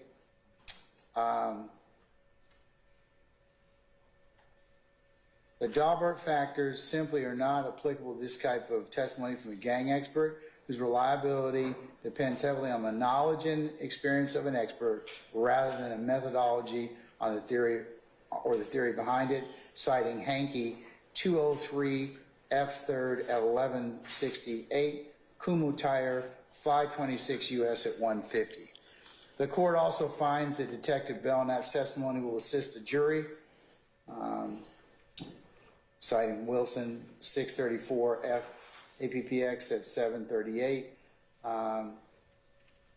In this, and also see Lopez, I should say, 468 F. APPX at 190, 191.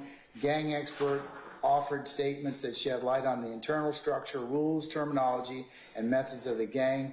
This testimony explains the unique communication patterns of these gang members and associates will be helpful to explain social media evidence that may be presented in this case. And additionally, since the defendants are charged with participation in criminal street gang activity, this evidence will assist the jury in evaluate the alleged gang activity underpinning of this particular charge. In sum, the court finds Detective Belknap is qualified in the areas of criminal street gang recognition, investigation, identification, and practices. That his testimony is relevant and reliable. This court further finds that his testimony is relevant and will help the trier of fact to understand the evidence, determine facts and issue. This court finds his testimony is based on sufficient facts and data, specifically Detective Belknap's years of experience and training as an investigator in this area, including his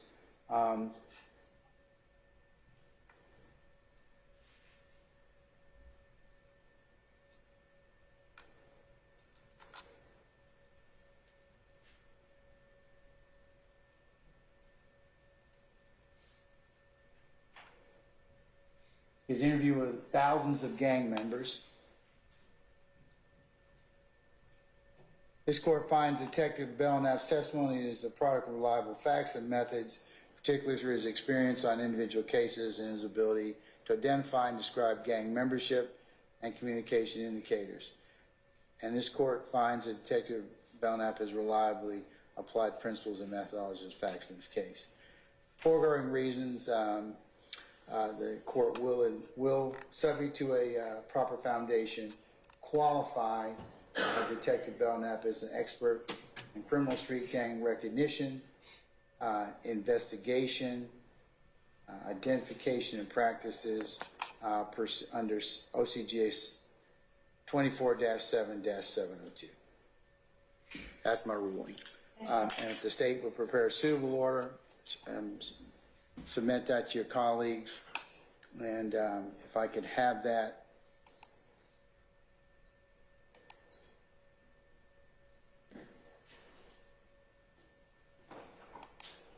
We're running out of time. By the 20th of November, that would be fine, Ms. Love.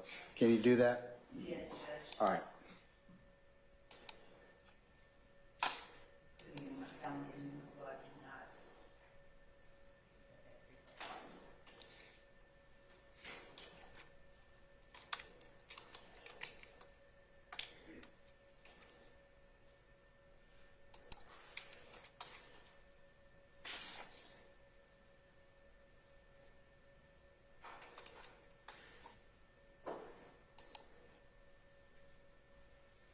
All right, folks, we have kind of run out of, I mean, we said this may take a little bit. So,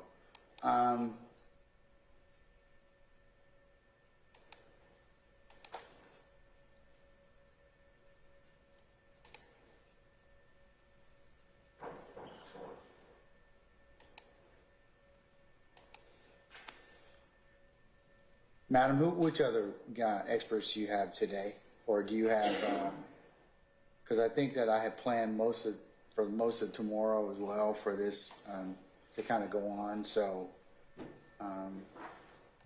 that was Detective Belknap. We have Gaither, Underwood, and Dennis. Is that correct? Yes, Your Honor. We have specifically tomorrow Dennis and Underwood. What about Gaither? With respect to Gaither, I'd ask the court's indulgence to allow me to speak to that tomorrow. I just wanted to speak with her this evening, if that's okay with the court. All right. And may I inquire, is there a report from Detective Dennis or ATF Agent Underwood about their actual opinions? Not just the CVs, but what opinions there are being offered to you. Your Honor, there are the summaries that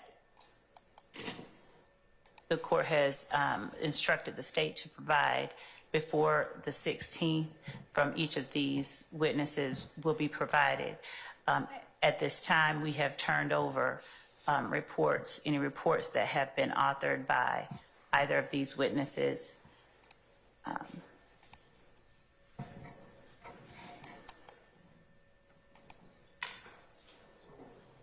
Perhaps on this is that a yes or a no?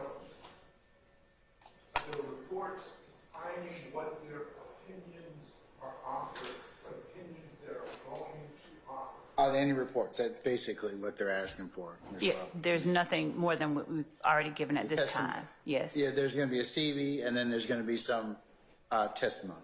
So, no reports, Mr. Harvey. Okay, so I want to make sure. All right, so tomorrow,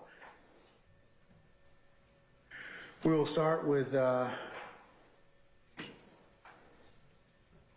Prosecutor Dennis.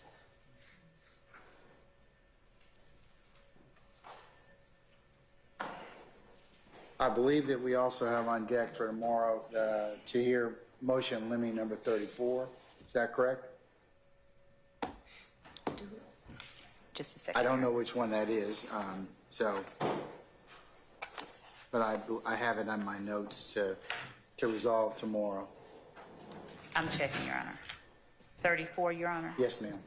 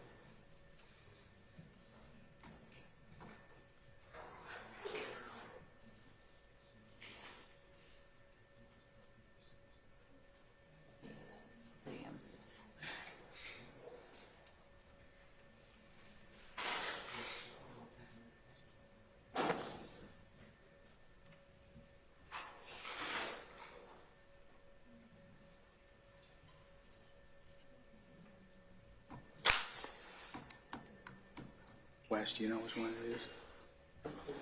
Yeah, 30, yeah, I can't remember.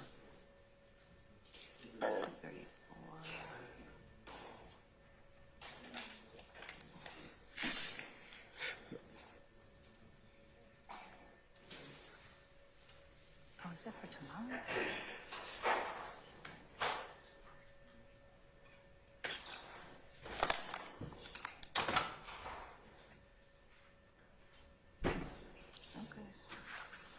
So we can't hear it since Dennis and Underwood are going to be, yeah, that's good.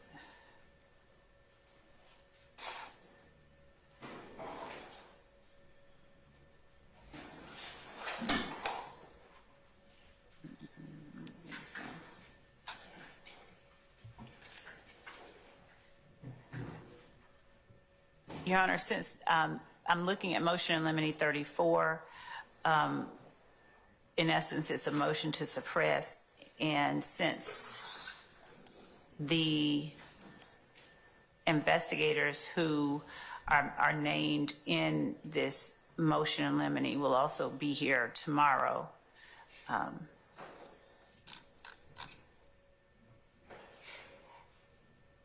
and as the state's position will be that Mr. Williams lacks standing to challenge it, I believe that it can be heard tomorrow. And if the court scheduled it, then it shall be heard tomorrow. But I scheduled it because I believe that that was the reason that. Okay. I believe it's Mr. Williams' motion.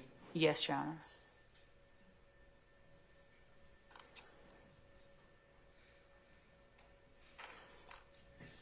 I want to say it's in reference to a search at 675 Metropolitan Parkway on the 15th of July of 2015. Yes, Your Honor. So, do you have those witnesses? I want to say it's, do you have those witnesses for tomorrow? Yes. I think that's Detective Dennis and Detective Underwood. Yes, Your Honor. Okay, all right. Okay.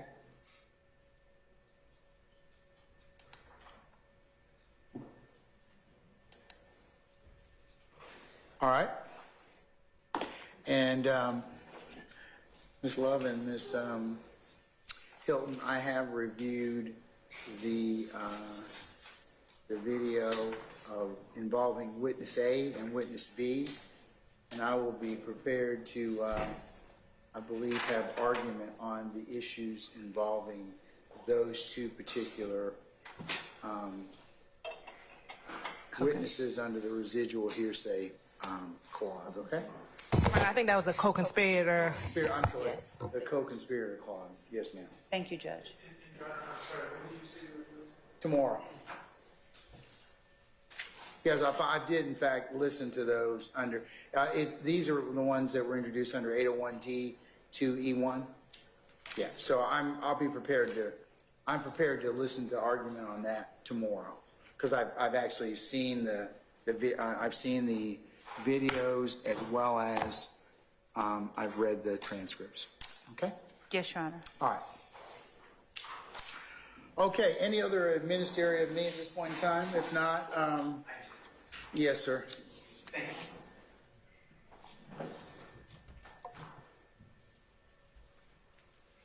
Your Honor, my diary notes that today is 2 weeks before opening statement / calling the first witness, and your Honorable Court previously instructed us all that 2 weeks before, in advance of witnesses being called, to give at least a week's information on which witness, what document, what exhibit, what recording, so that we don't waste time saying, I didn't know this was coming today, etc.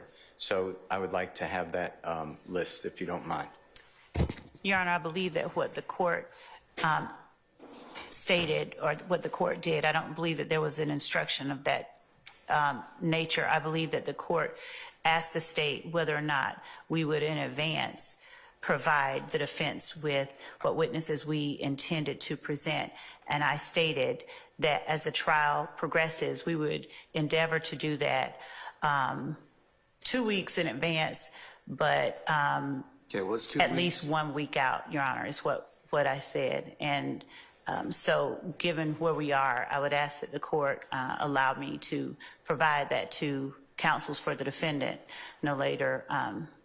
And we did say we would endeavor to do that. Can we do and we that will stand by that. Can we do that by Monday the 20th? That is, yes, Your Honor, I will do that. All right. Your Honor, would you consider ordering it done this week? Monday the 20th is the holiday week. I'll be working personally, but other people I know have plans. It would be nice to, and it's the first beginning. It's not like I don't know. You know, I'm not calling witnesses yet, but I would assume that decision is made. So if we can have that, I'd appreciate it this today, but I appreciate it this week.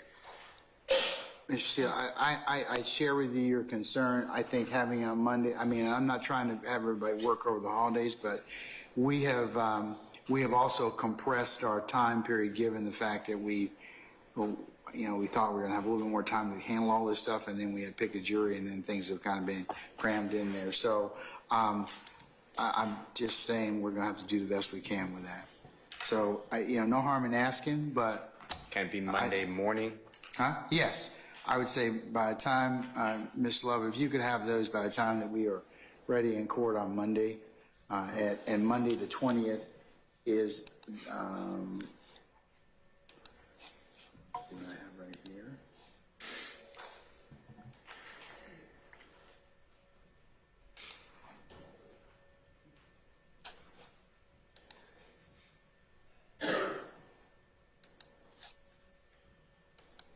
Sorry, sorry. Hold on one second.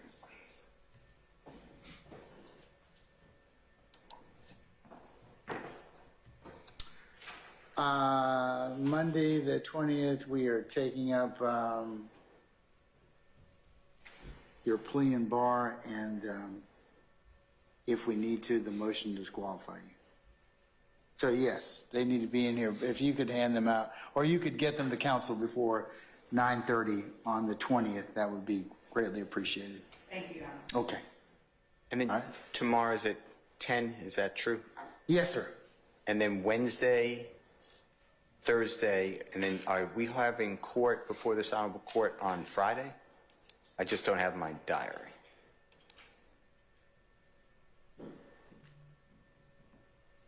If you know. Tomorrow we start at 10.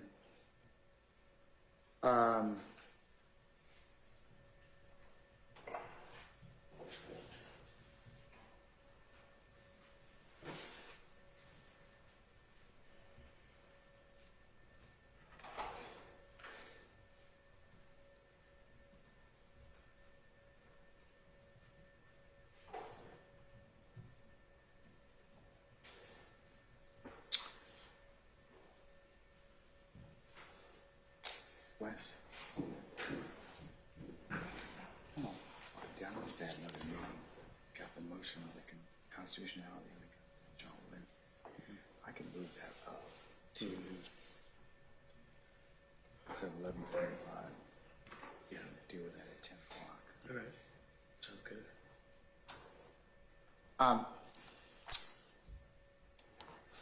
Mr. Steele and others, originally on the 15th, we were going to start at 11:45. I'm going to move that up to 10 o'clock. That's on the 1-5? That's on the 15th.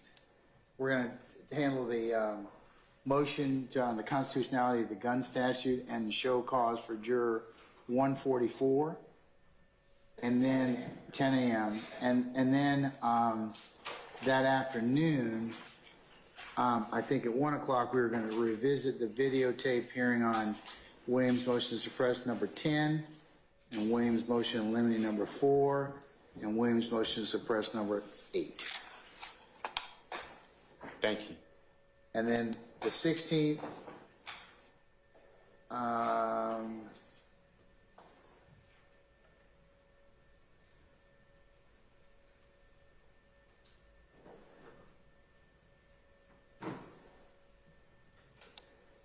You have Mr. Nichols' motions to suppress on the 16th? yes, sir, we do. Mr. Nichols, 3 motions to suppress the arrest in 2017, 18, and finish the motion to suppress the phone records.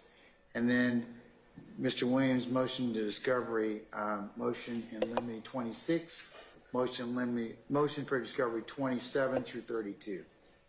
So we're starting that at 9:30. And the 17th,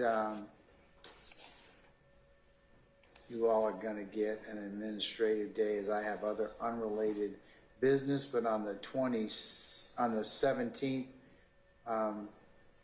the order for Stillwell Nichols is due from Mr. Brown, and hearsay orders due, admitting the 911 calls and excluding the videos.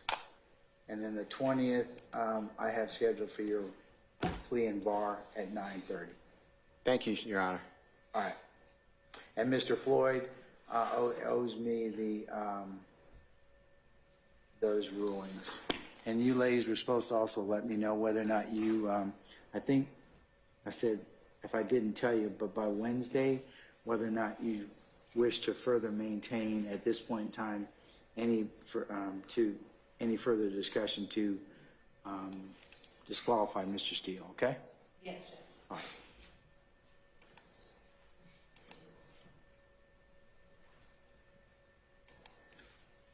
Does that answer your question, sir? Yeah, that was great.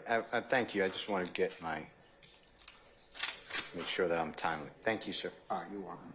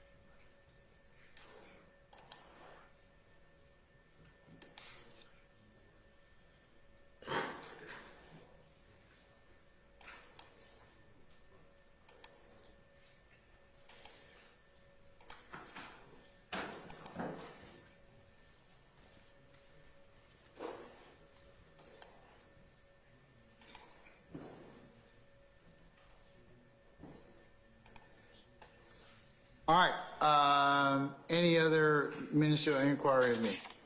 If not, councils, I'll see you tomorrow morning at 10 o'clock, okay? All right, we're in recess until then. Thank you. All right.